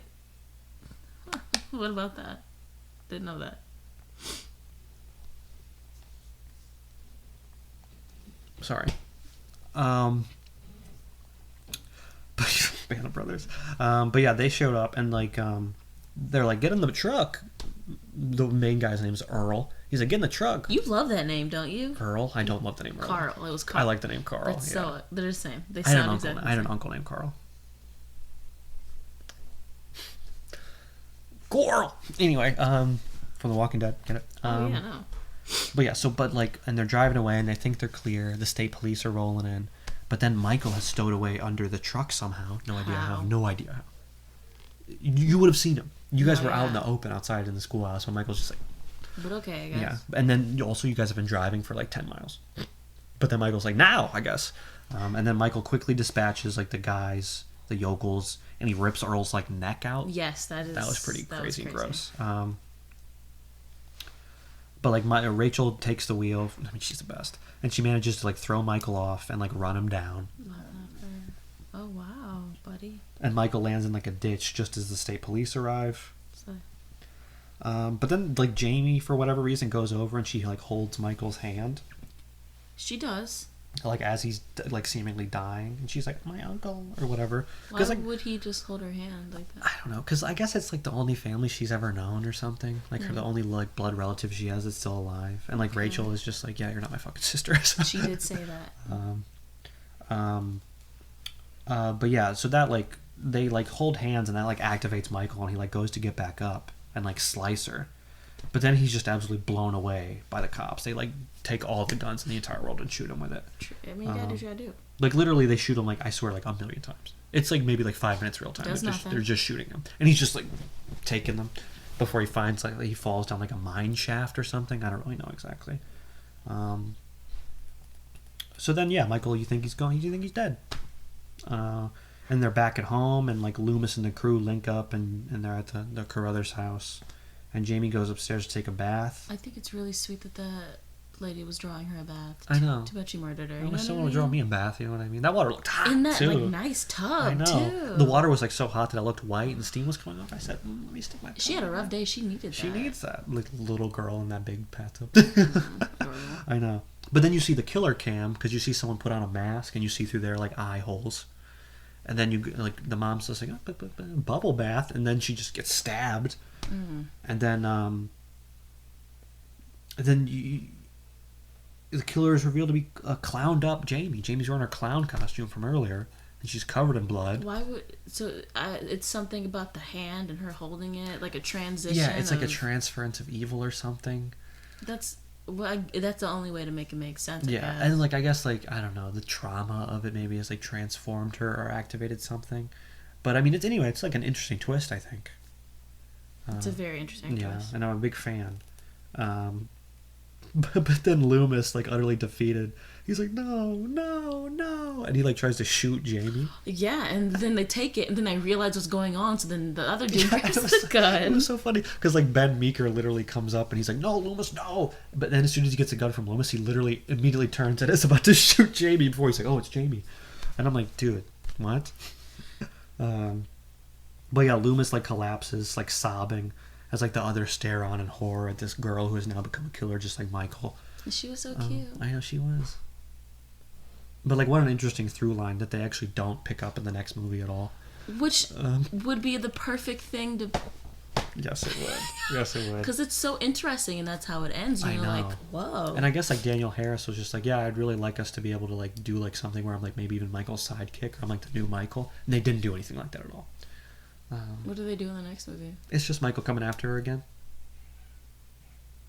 Does it not talk about? She's just in an institution, and the woman doesn't even actually die, even though she definitely seems like she dies in this movie. They like totally rewrote it basically. Oh, but like they do. Yeah. So yeah, then that's the end of the movie. Movie's over. Do you have anything you need to finish up with?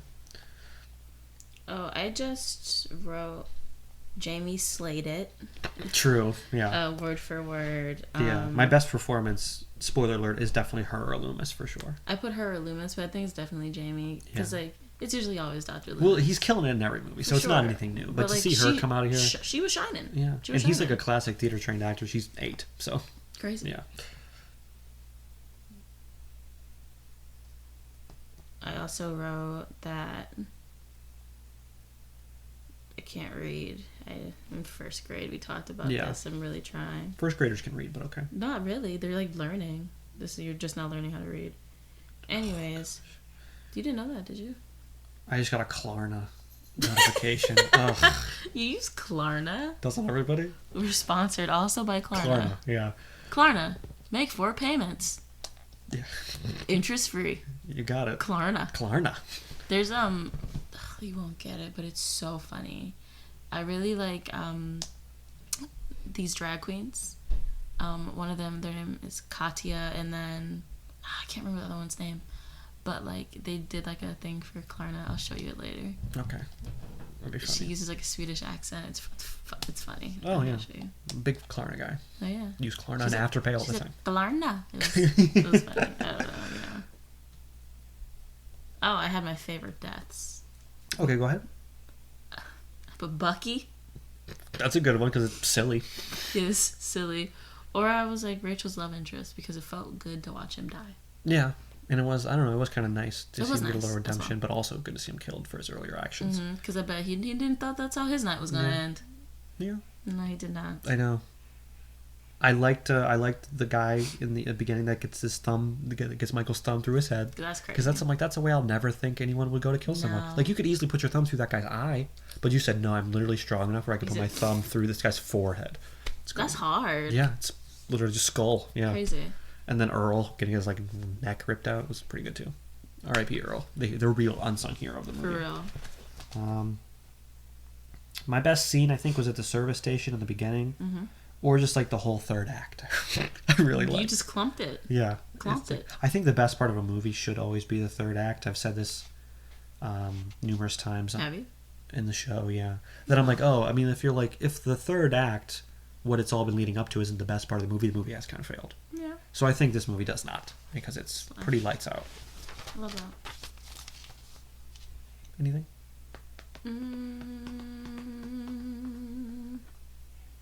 For the best scene, I put like the Dr. Loomis and Michael one. I thought that was pretty interesting. Like in the service station? Mm-hmm. Yeah, I like that one too. Mm-hmm. Yeah. Mm-hmm. I like seeing, like, I've said this to myself many times. No one else? No one else, because I'm like, anyone want to talk Halloween? No? Okay. But like the fact that like they never did just like a Loomis Michael movie. Like it's never just Loomis and Michael. Like it's always just like there was always like a Jamie or a Laurie Strode, or in part 6 there's like the descendants of Laurie Strode and Paul Rudd.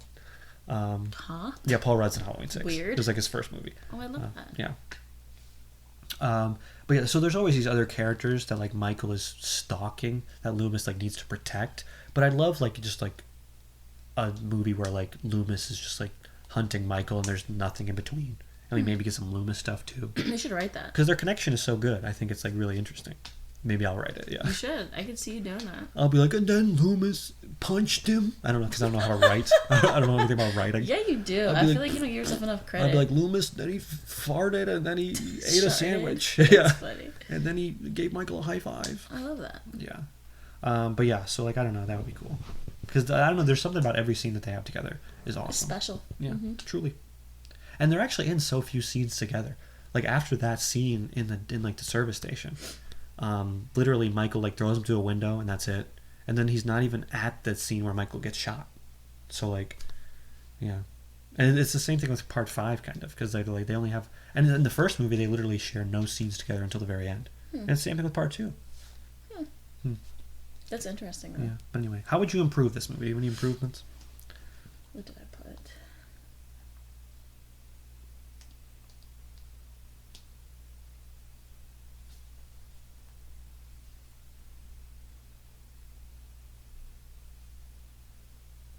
I think I just put, honestly, P good.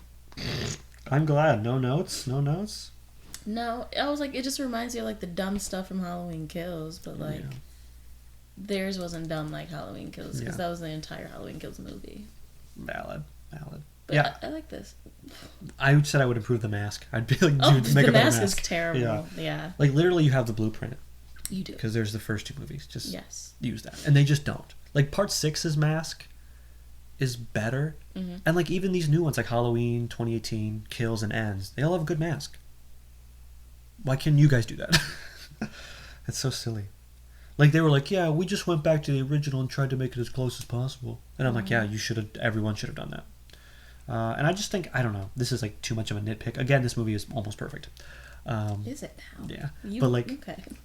I think there's just a lot of moving locations at the end. Like they're at the Meeker house, and then they go to the schoolhouse. There's too and I many don't know to keep up why. with. And then they're like on the road, and then they're in a field, and I'm like, why do you even go to the schoolhouse? What's the point? Like, why did Loomis want to go there so bad? And he was like, schoolhouse, And like it's like, frantic. Where's the schoolhouse? And it's just like, why? And I love Michael finds him at the schoolhouse immediately. Yeah, he's like, where's the schoolhouse? So I can go there, get thrown out a window, and then you guys immediately leave. They're at the schoolhouse for 5 minutes, literally. You should like go on the road. And just be Loomis. Yeah. Cast me as Loomis. You know, you guys have just like. Have you ever seen the movie Call Me by Your Name? No. Is that the Army Hammer one? It's horrible. I watched part of it last night. Yeah, I was gonna watch it because I'm like, oh, this seems like, you know. There's like a bunch of weird metaphors and like none of it makes sense. Well, I'm like, I enjoy it. I'm like, I respect the representation of like, you know. A 17-year-old being with a 30-year-old? I didn't know he was 17. He's really? 7. He's a child. Oh, then that's why did they make that movie? Also, Army Hammer like eats people, right? He does. So that's why I never got around to it. I said I don't want to support what that guy does. And his dad the entire time knew that they were like sleeping together, and he was like, "What you have is beautiful." With this grown man. Kind of gross. It's disgusting. Kind of really gross. No, yeah. But yeah, about Halloween 4. What's to like? I just put like Loomis. The script is airtight. Great kills. Script is The Halloween really good. score. Characters are awesome, and they just have like realistic dialogue. I think like there weren't really It lines. seems hard to do in some movies, which Yeah. is crazy. Really, and like just like a lot of these old slashers too, they don't even put much stock into like No. the way the characters talk to each other. But I thought that was all pretty viable and realistic. They did. Yeah. Mm-hmm. You got anything? No, No? I think let's put something. If you like slasher movies, I think you'll like this Agreed. because it is pretty good, and there's like, it's exciting, it's interesting. There's twists and turns. Turns Like and twists, yeah. The little girl being the near The killer at the end, yeah. Unless you're really paying attention and like you're not gonna just because she touches like you're not gonna. Yeah.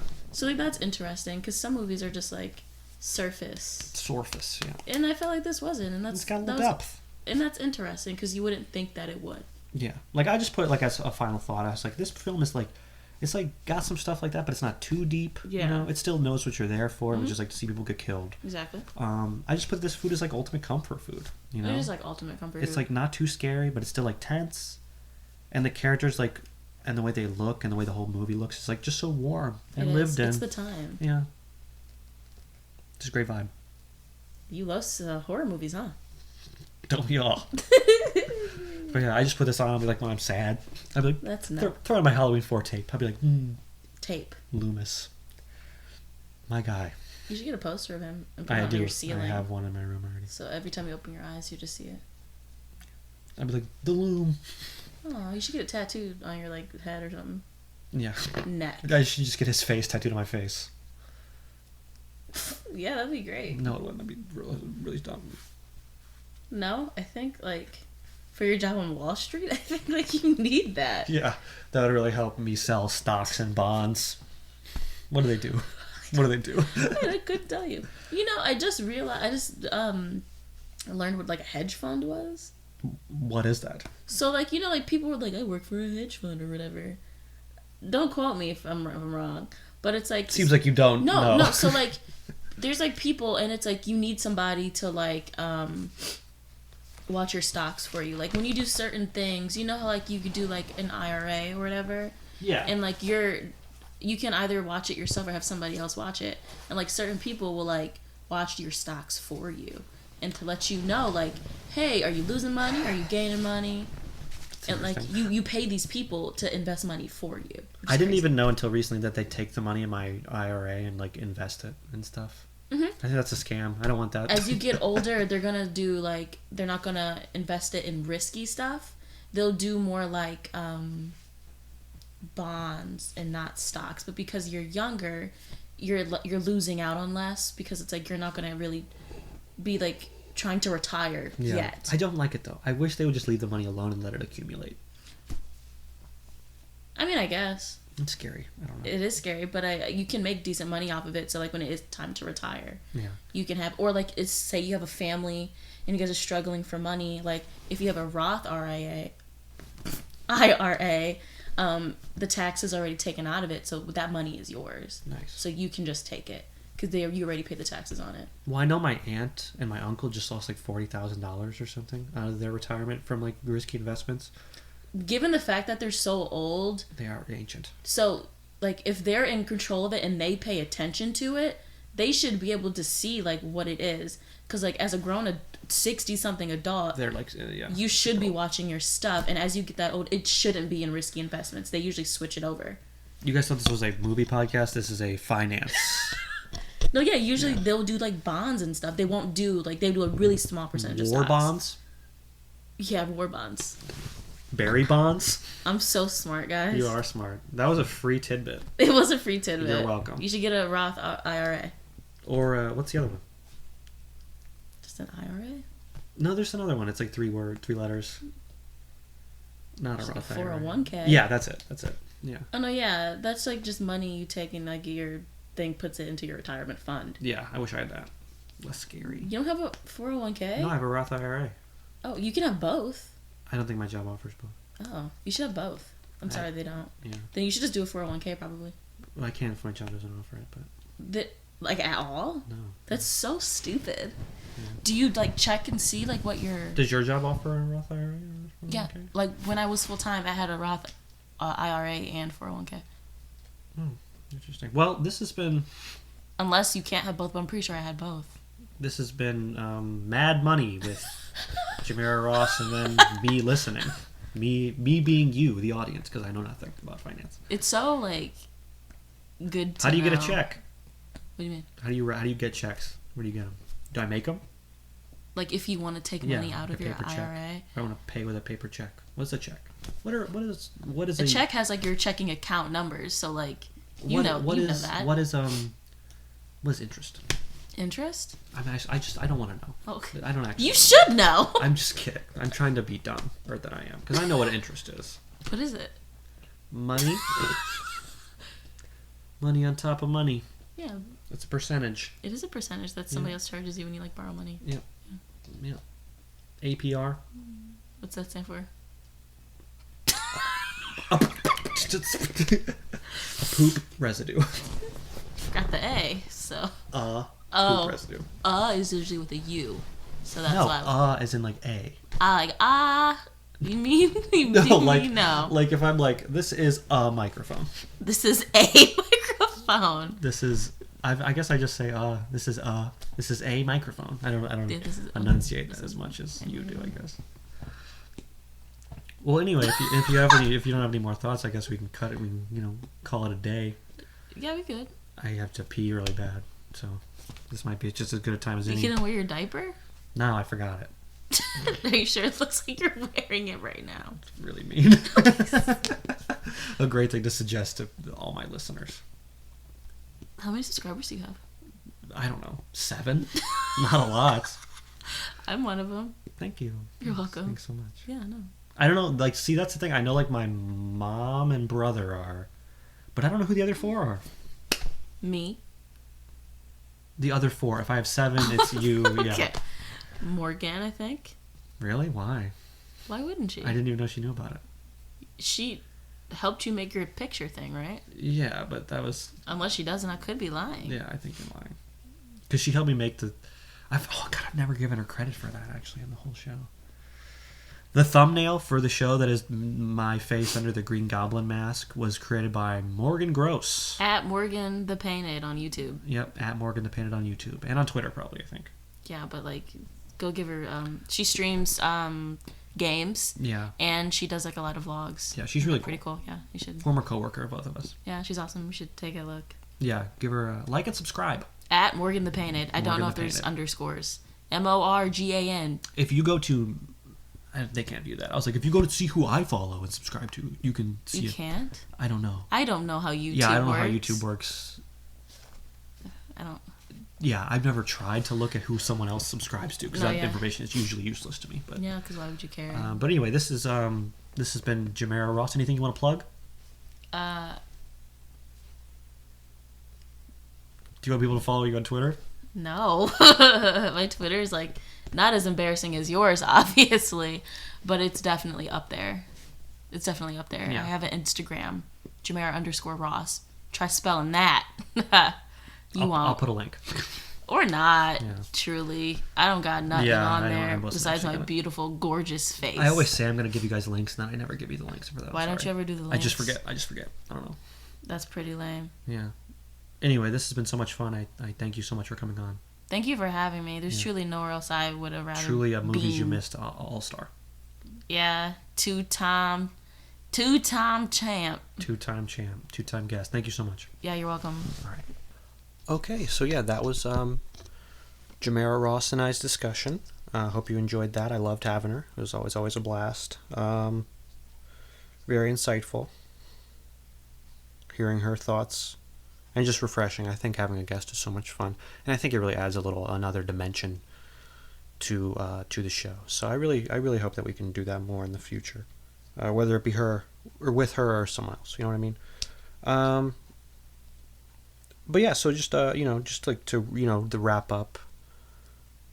In the the final act of the show, we like to go through trivia. So I'll just go ahead and do that now. Read some trivia, and then I'll read a little bit from Dustin McNeil and Travis Mullins' book Taking Shape, Developing Halloween from Script to Scream, because there's always some interesting tidbits of information from there, and then we'll see where this movie ranks generally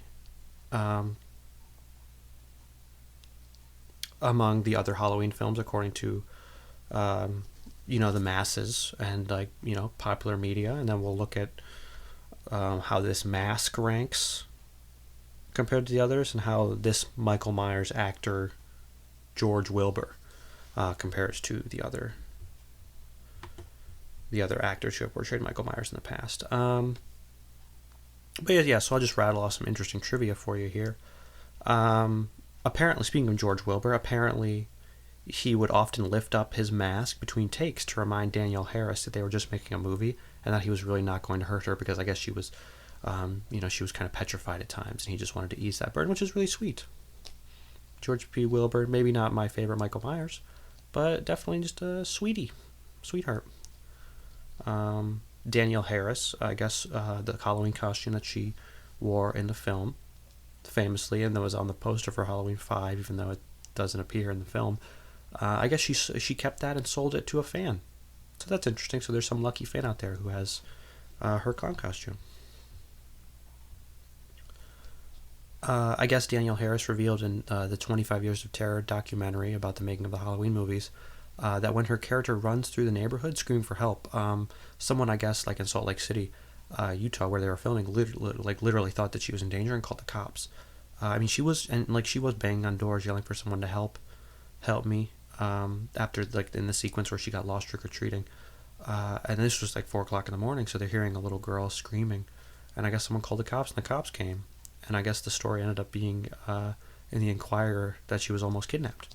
So that's very interesting. I guess maybe they didn't do a good enough job letting people know that they were filming a Halloween movie in their neighborhood, but interesting. Series creator John Carpenter actually wrote a treatment for this film that had a more ghostly psychological approach to the Michael Myers mythos. And I guess it concerned the town of Haddonfield and what effects the events of the first two films had on its citizens. And I guess this concept was later rejected by the producers in favor of the typical slasher fare, at which point Carpenter left the project. And this was the first entry not to have him involved. Which is funny too, because exploring like the town and the effects of Michael Myers' rampages on the town is definitely explored a lot in these new David Gordon Green movies. So I guess that's maybe why John Carpenter was kind of more so involved with these new ones than any of the subsequent ones after the first three. Alan B. McElroy, the screenwriter, actually I guess wrote the script in just 11 days and beat the writer's strike that occurred during that time by mere hours, which is interesting. Good for him for being so quick. Speaking of Carpenter and his partner Deborah Hill, I guess in like the late 1986, the Cannon Group, which is like a production company that like makes like kind of schlocky films, but that are like fun and interesting and like high concept a lot of the time and a lot of genre stuff. I guess they like contracted Deborah Hill and John to work on a screenplay, as they were interested in optioning the rights, much like they had for like Texas Chainsaw Massacre Part 2. But I guess Cannon did not like the treatment that Carpenter and Hill turned in, which was the one that I previously mentioned, and they ultimately decided not to produce the film. And shortly afterwards, Carpenter and Hill would sell their remaining interest in the Halloween series to Mustafa Akkad, who promptly developed this film Halloween 4. The mask on the movie poster looks nothing like the one used in this movie, and more like the ones used in the first two, because it is actually from a still from the second movie, which doesn't necessarily make any sense at all.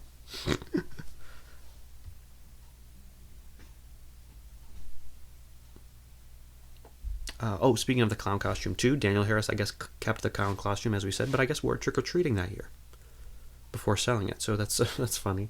They're like, hey, aren't you that girl from that thing? You are. Like, yeah, it's funny.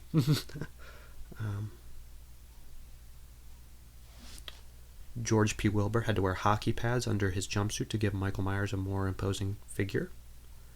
This was revealed in the documentary Inside Halloween 5, released in 2000, because it was revealed that Don Shanks, who played Myers in Halloween 5, was big enough that this was not required. So not really sure why George P. Wilbur was hired then as the actor who would portray Michael Myers if he didn't fit the size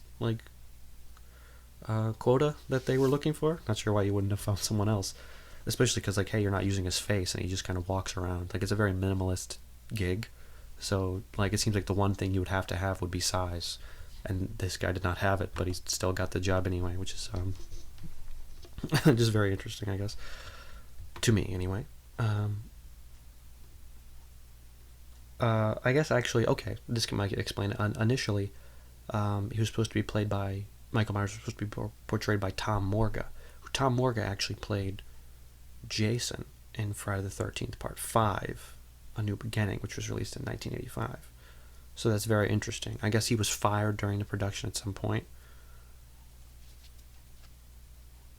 and George Wilbur was brought on to replace him.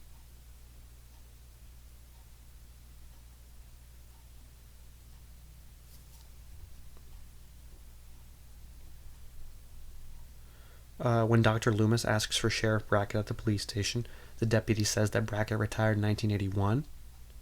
And like this is a reference to the year of Halloween 2's release, which was the last time that we saw a bracket. But like I guess if you think about it,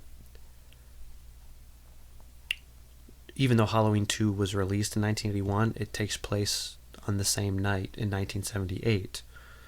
So I guess like in the canon of the Halloween universe, or I guess the old canon, because the David Gordon Green series makes these movies not canon. But I guess like in the old canon, Brackett was still sheriff for 3 years after his daughter was murdered, which doesn't really make any sense. If anything, you would have said that he retired in 1978. Because he wasn't that old even. He was like maybe in his 40s. So like I don't know if he was retiring from like the trauma of the event. The event didn't last until 1981. It was kind of open and closed on 1978. So 1988 was the first year in which all three of the then like top horror franchises, Halloween, Friday the 13th, The Nightmare on Elm Street, released new films. Halloween 4, The Return of Michael Myers, Friday the 13th, Part 7, The New Blood, and A Nightmare on Elm Street 4, The Dream Master. Yeah, like whereas like Halloween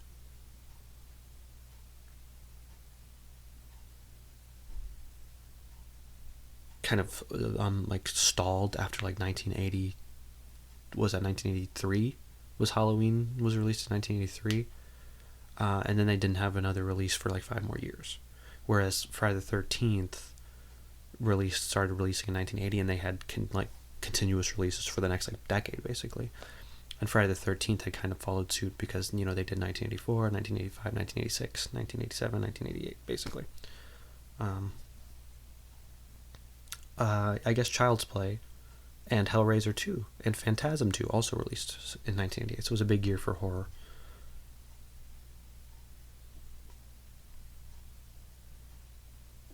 Initially, I guess Lindsay Wallace and Tommy Doyle, the children Laurie Strode babysat in the first movie, were initially going to be the protagonists, and they were to be 10 years older and living across from each other, like bonded by their experiences and subsequent trips to like child psychiatrists and therapists. And Michael's return would cause all that trauma to bubble back up to the surface, and it would be about them like banding together to try to survive another onslaught from Michael, which is actually very interesting. And I guess there's sort of still traces of that in this movie, because the friend that Rachel picks up Jamie with at the beginning, her name is Lindsay. Now, whether that is Lindsay Wallace or not has been like disputed and speculated for years. But I don't see why you would name a character Lindsay if it's not the Lindsay.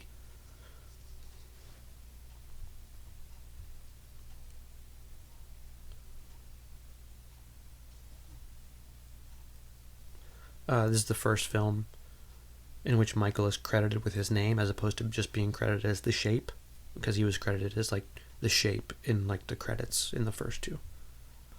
John Carl Buechler, who is a special effects artist and later director, was hired to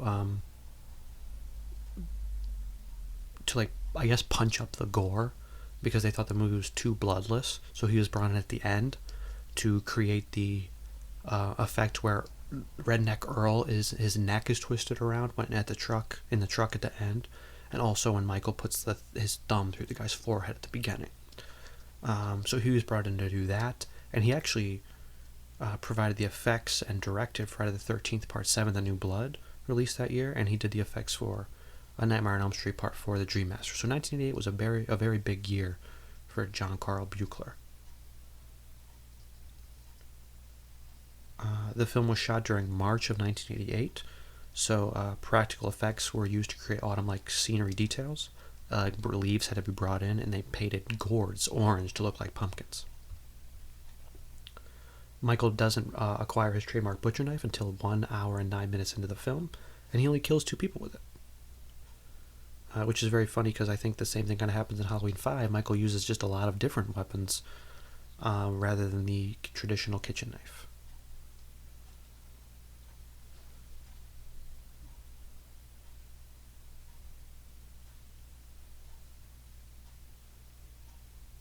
This was the Halloween movie with the highest kill count, with 17 people killed by Michael until it was surpassed by Halloween Kills.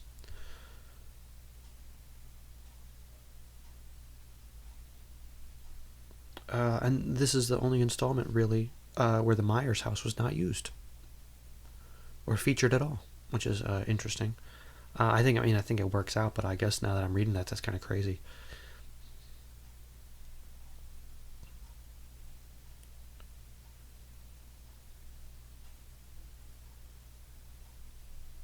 Lisa Wilcox, who would go on to star in A Nightmare on Elm Street 4 and 5, auditioned for the role of Rachel and did not get it. Which is crazy because I think that she is actually she's great in those Nightmare movies. So she's terrific. I don't know why she wouldn't have gotten this part. It's very interesting. I guess George Wilbur has said in an interview that his favorite kill in the movie is when he kills Kelly Meeker by pinning her to the wall with a shotgun.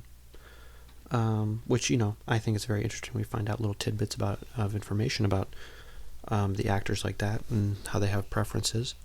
But I, for one, think that kill is actually super lame. It's like so bloodless and like, I understand that it shows his strength, but it's just like, I don't know. Visually, I don't think it does that much for me. It does go with Michael's pinning theme though, because it just like in the first one when Michael pinned Bob up to the wall by stabbing him, and then a similar kill happens in Resurrection, which we'll definitely discuss when we cover that movie. In the original script, Sheriff Meeker was supposed to be killed in a battle with Michael in the basement, where the furnace is knocked over and causes the house to catch fire. And like originally, I guess the house was supposed to be up in flames during the infamous rooftop sequence, but this was eliminated due to budgetary constraints, and Sheriff Meeker was kept alive for the following movie. The original ending had Rachel going upstairs to take a shower and change her clothes, and I guess she was to have been the one Jamie snuck up on and stabbed to death. But the scene was changed to Darlene, Rachel's mother, and Jamie's adopted mother.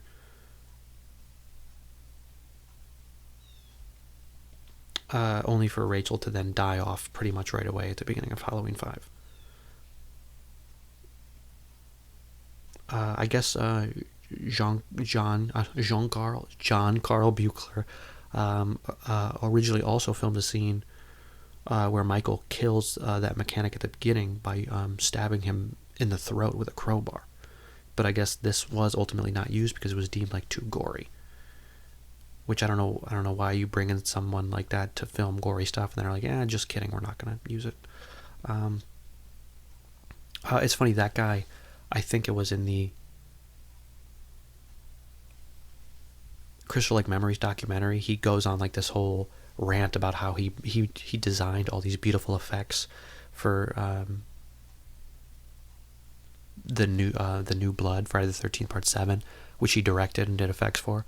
But like so many of them were not used because like the MPAA like totally gutted the movie basically in order to make it like releasable because it was too gory. So like you can look it up on YouTube, all the effects that were taken out, and he goes through it like shot by shot, and you really just kind of feel bad for these guys who go through all this trouble to design these effects and then they don't even get used.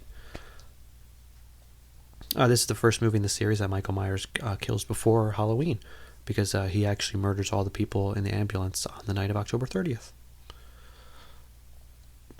When Rachel is talking to Deputy Logan, and when they're in the house, ready for the final showdown, you can actually very briefly see a glimpse of Michael looking at them in the background.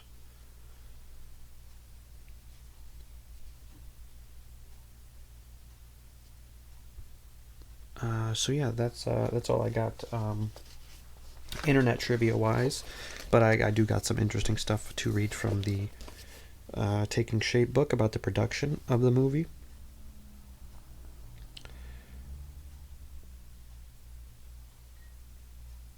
But so yeah, like in terms of like John Carpenter and Hill's involvement, there's a lot of good stuff on that. Because I guess like for years they were pressed to make another sequel by like the people who held the rights, by like because the rights were split between them and like Mustafa Akkad and Irwin Yablans.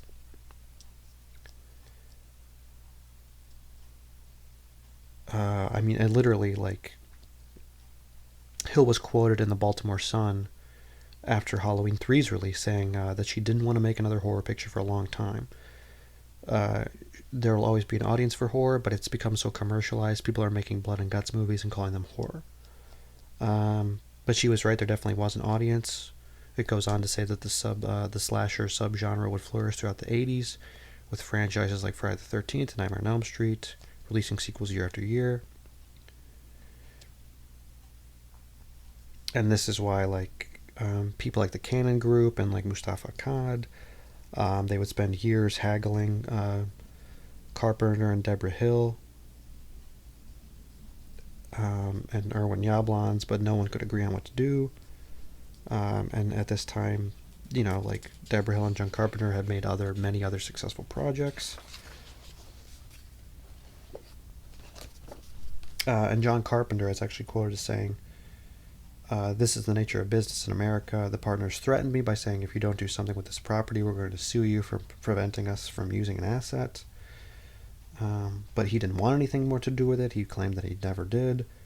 And he didn't even want to do Halloween 2, as we remember.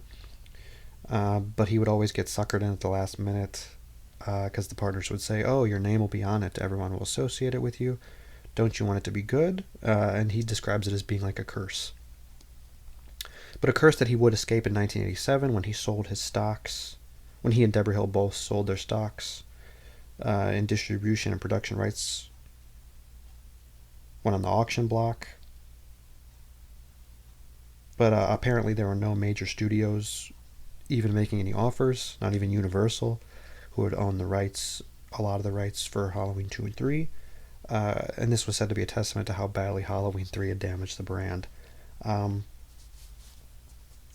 Carpenter and Hill's stakes ultimately went to Akkad, like we know, who far outbid other offers, including one by Urban Yablans.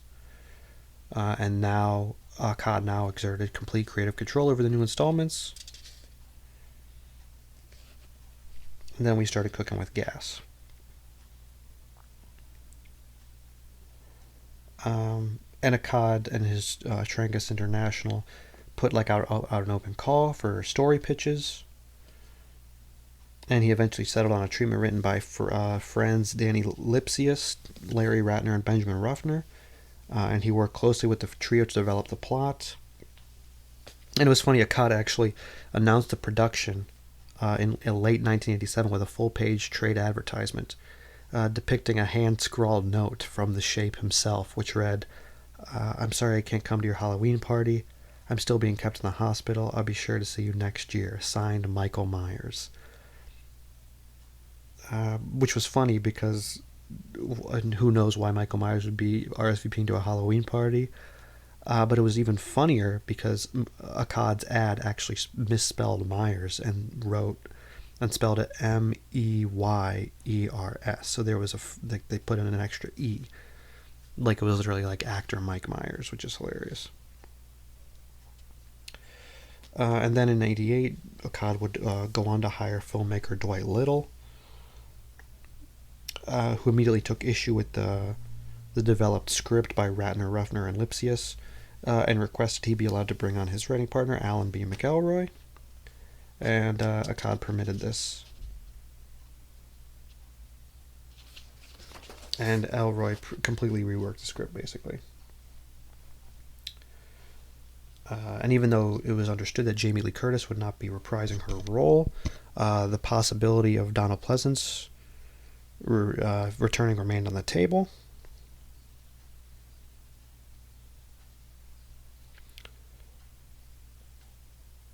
And he said that he would only return if he liked the script. Pleasance is quoted in Fangoria saying, "I was asked, I was free, the money was good, and it would be kind of hard to do the movie without me, so I went ahead and did it." The story of Michael and Loomis continues to be a very good one. The series could have easily turned into a pointless exercise of money-making and greed, but the script is very good, and care has been taken with the development of the characters. And, as long as the story remains to be good, I could see myself playing Loomis in another couple, which is awesome. This movie I really don't think would be half as good without him, so they were very lucky to have him return. And, it was very easy for Alan B. McElroy, who had long claimed to be a genuine fan of the original, to create a script. Because like while Halloween charts new ground with its new leads, it has a very familiar story at its base with like Loomis and Michael. Like, I mean, some of the similarities include Michael escaping custody and heading to Haddonfield with his doom prophesizing doctor in tow. I mean, both films have the shape steel of tow truck. To aid in his journey home, Michael then stalks his targets, steals a mask, kills a dog. All the while, Loomis teams with the local sheriff, who doubts his claims but eventually goes along with it. And then his promiscuous teenage daughter is killed by Michael, whereas the sheriff survives.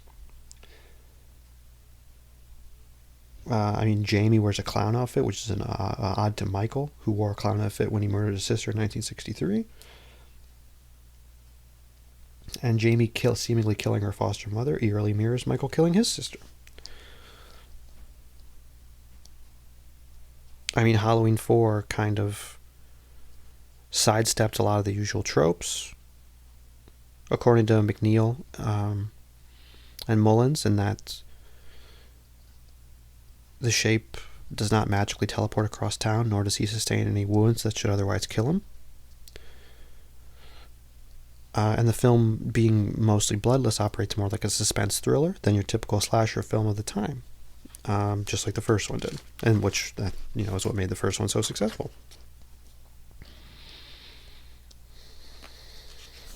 I wonder if can you guys hear me flipping through the pages as I look through my notes. And one thing I found interesting too was that I think as written, there was initially supposed to be a scene that took place in 1978, which would have portrayed like a still brick wall inside of a building, and then it is rocked by an explosion, which would have been the explosion from Halloween 2. And it would have shown Loomis being carted out, and then also putting out Michael's fire and carting him out as well, which would have allowed you to, bridge the ending of Halloween 2 to the beginning of this movie. Because both men, even though they seemingly died at the end of Halloween 2, would have survived.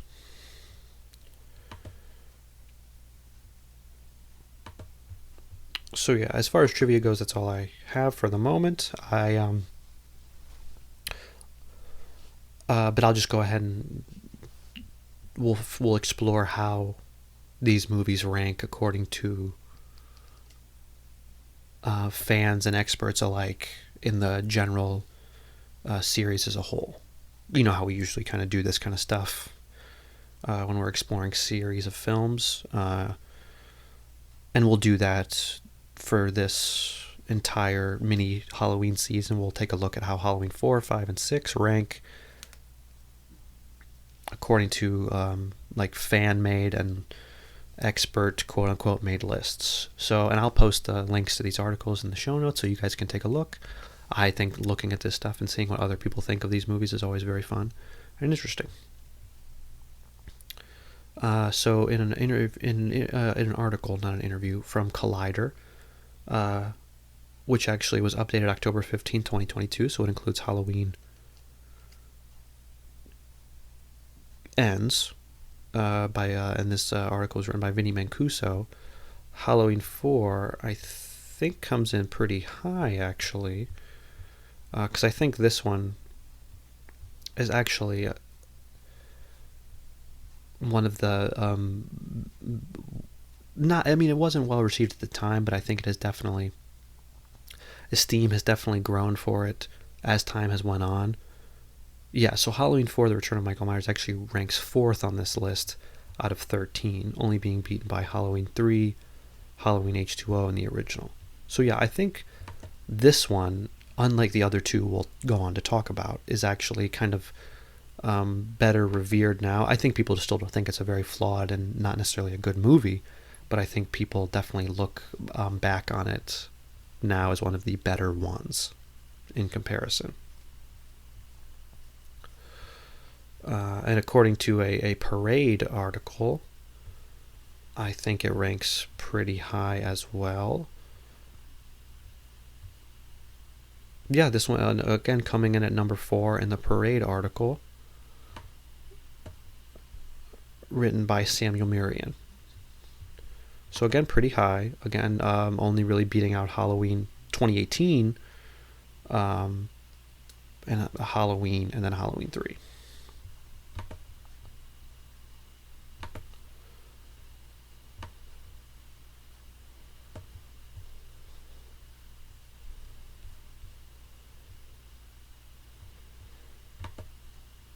Okay, so in an article from Den of Geek, this one written by David Crow and Don Kay,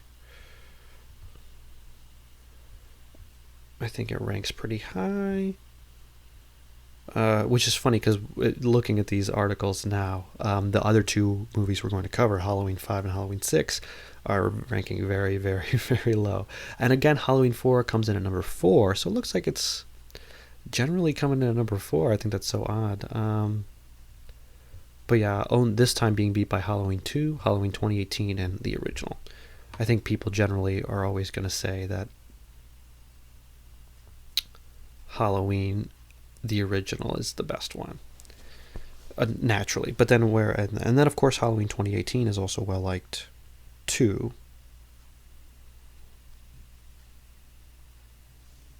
So if we want to talk about maybe my personal rankings, let me pull those up really quick. If mine is also number 4, I'm actually going to lose my mind. Where are we? Where is the Halloween movies at? I actually can't believe it. Yeah, Halloween 4, The Return of Michael Myers, actually ranks 4 in my list as well, which is pretty nuts. Because my list goes, my personal rankings, Halloween 1978, Halloween 2, Halloween 2018, and then Halloween 4, The Return of Michael Myers, followed by Season of the Witch and H2O. So that's funny. It seems like universally, no matter who you are in the entire world, if you're going to make a ranking of all the Halloween movies, Halloween 4 will come in at number 4. That is the rule. Go ahead and try to disprove me. Okay, but if we're going to talk about the Halloween portrayals of Michael Myers, like the men behind the mask, this one's being George Wilbur. Another Collider article, this time by Sean Van Horn. Where does our boy George Wilbur rank in this one?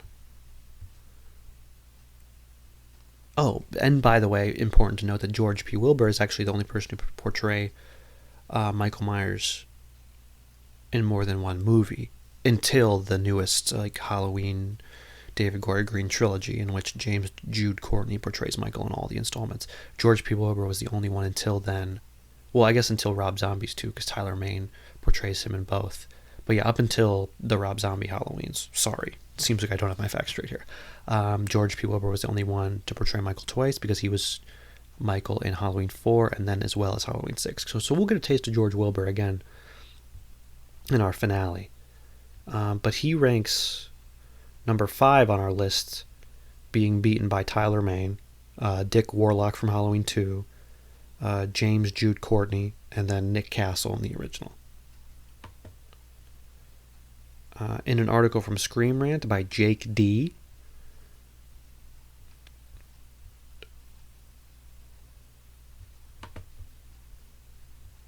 he comes in decently high as well, coming in at number 4, beating the Halloween Resurrection, H2O, 5, and Tyler Mane actors, before being beaten by Dick Warlock, James Jude Courtney, and Nick Castle. So yeah, our boy Dick Warlock from number 2 getting some love, which is nice to see. And then in an article from Nerd Stash posted by Donnie Smith, again, Brad Lorre from Halloween Resurrection, coming in pretty much at the bottom. Chris Durant from Halloween H2O coming in. And George P. Wilbur coming in at number 5. Being beaten again by Dick Warlock, Tyler Mane, James Jude Courtney, and Nick Castle. So generally speaking, I think George P. Wilbur, kind of middle of the pack, more or less. I mean, I personally can go either way. I'm sort of indifferent to his portrayal.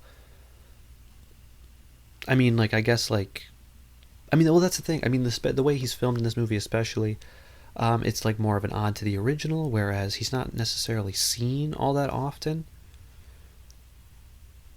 He's seen a lot in reflections or in the background because it's like attempting to build suspense, of course. I will say that like when he's like crawling after Rachel and Jamie on the roof, that was a pretty scary scene. And when he starts walking towards the the electrical worker guy at like the power plant, I think that's kind of that's freaky. It kind of wigs me out. And I mean, he has like a good walk generally. I mean, again, it's hard to differentiate the actor from the mask because he wore what I consider to be one of the worst masks, maybe the worst mask in the franchise. And he also like the fact that he had to wear like shoulder pads and stuff. I mean, it's hard to tell in the movie, but I'm just like I just don't really understand why. I actually think he does a better job being Michael in part 6 than he does in this one.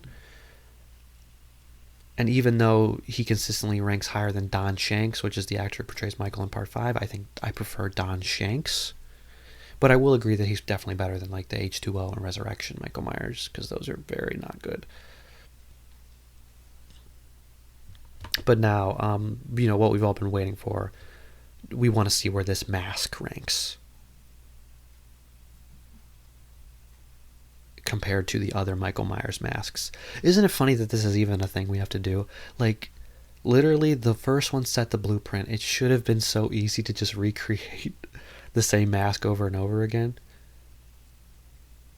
Like, it's literally like Jason, I guess aside from Jason X, has the same. It's the same mask every single time. It's so easy for them to recreate it. Why is it so hard for them to? Like literally, like even like Nightmare on Elm Street, how like the Freddy makeup kind of gets like less and less gooey and gross looking every time. I think that's just a budgetary thing, and like Robert Englund not wanting to sit down in 17 hours for makeup. That's an exaggeration, of course, but like literally, it's the guy has to wear a mask. Just make the right mask. Like why? What's so hard? Like literally, hey, watch the first movie, look at it, someone draw it, you make it. I don't know. Don't even understand why there's so like each mask in each movie is different somehow. So yeah. So in this Screen Rant article by Megan Summers, where does our Halloween 4 mask rank?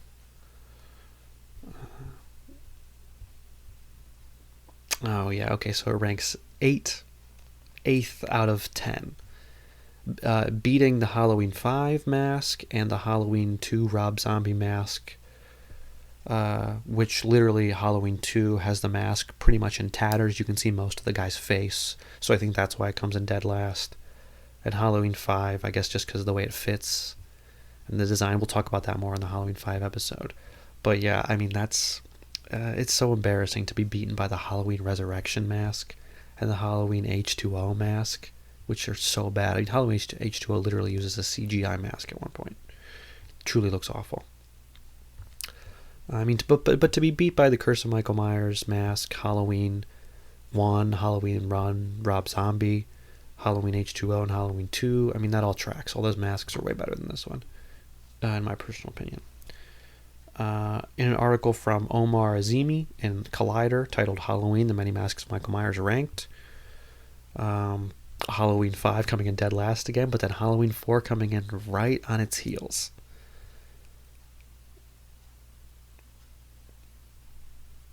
With the article saying that the mask has almost no features and is too blank, and that the hair for some reason has been slicked back and the mask itself wrinkles due to a structural weakness. Being beaten by Halloween Resurrection, Halloween 2, Rob Zombies, The Curse of Michael Myers mask, the H2O mask, Rob Zombie's first one, Halloween 2, 1981, and Halloween 1978. Like, it seems like they truly haven't been able to recreate the magic of Halloween 1 until, like, these David Gordon Green ones. And in an article, the last one we'll talk about, from Stack.com, dead last is Halloween Resurrection. And it's funny because it says universally considered the worst film in the franchise. I would disagree. Halloween Resurrection also features the universally considered worst mask, which obviously I just disproved that because Halloween Resurrection beat the Halloween 4 mask in several instances. With Halloween H2O coming in 10th, Halloween 5, The Revenge of Michael Myers mask coming in at 9th, and then Halloween 4, The Return of Michael Myers coming in at 8th, being beaten by Rob Zombie's Halloweens, The Curse of Michael Myers, Halloween 2, Halloween Kills, Halloween 2018's mask, and the original. So again, this mask, despite this movie being pretty well beloved, this mask is not. And the actor himself who plays Michael Myers, bit middle of the road. So this was our Halloween 4 episode. This was the first one in our Halloween Thorn Trilogy miniseries that we're doing in honor of Halloween, in honor of us being in the month of October. So again, we'll have 2 more episodes coming soon. And I haven't decided if I'm going to release them week by week or just release them on Halloween, but either way, you'll be getting them soon. And I think this is going to be a lot of fun. I think, I thank Jamera Ross again for coming on. That was a real treat. I hope you guys enjoy her thoughts on our discussion. And, just be on the lookout for the next 2 episodes. Halloween 5, I will admit, I don't know if I'm as much of a fan as I'm as much of a fan of as Halloween 4 and 6, but it does kind of act as a bridge between the two, and it's part of the whole trilogy. So, you might have to prepare for a different kind of discussion, but there's always something to love. So we'll talk about that. I'll make sure to spin it in a positive way. But again, I just thank you all for listening and giving me your time today. And I say all the time. I really wanted to stop that, but I think it is kind of better than silence. Anyway, weird way to end the show, but I will be seeing you in the future. I mean, I won't be seeing you. You will be hearing me in the future. And again, if you have any questions, feel free to reach out to us through email at moviesyamissed@gmail.com in the show notes. And be sure to check out those articles also in the show notes because I just find them very interesting. And we'll go through more articles as we progress through this mini-series. And I'll, so long. Goodbye.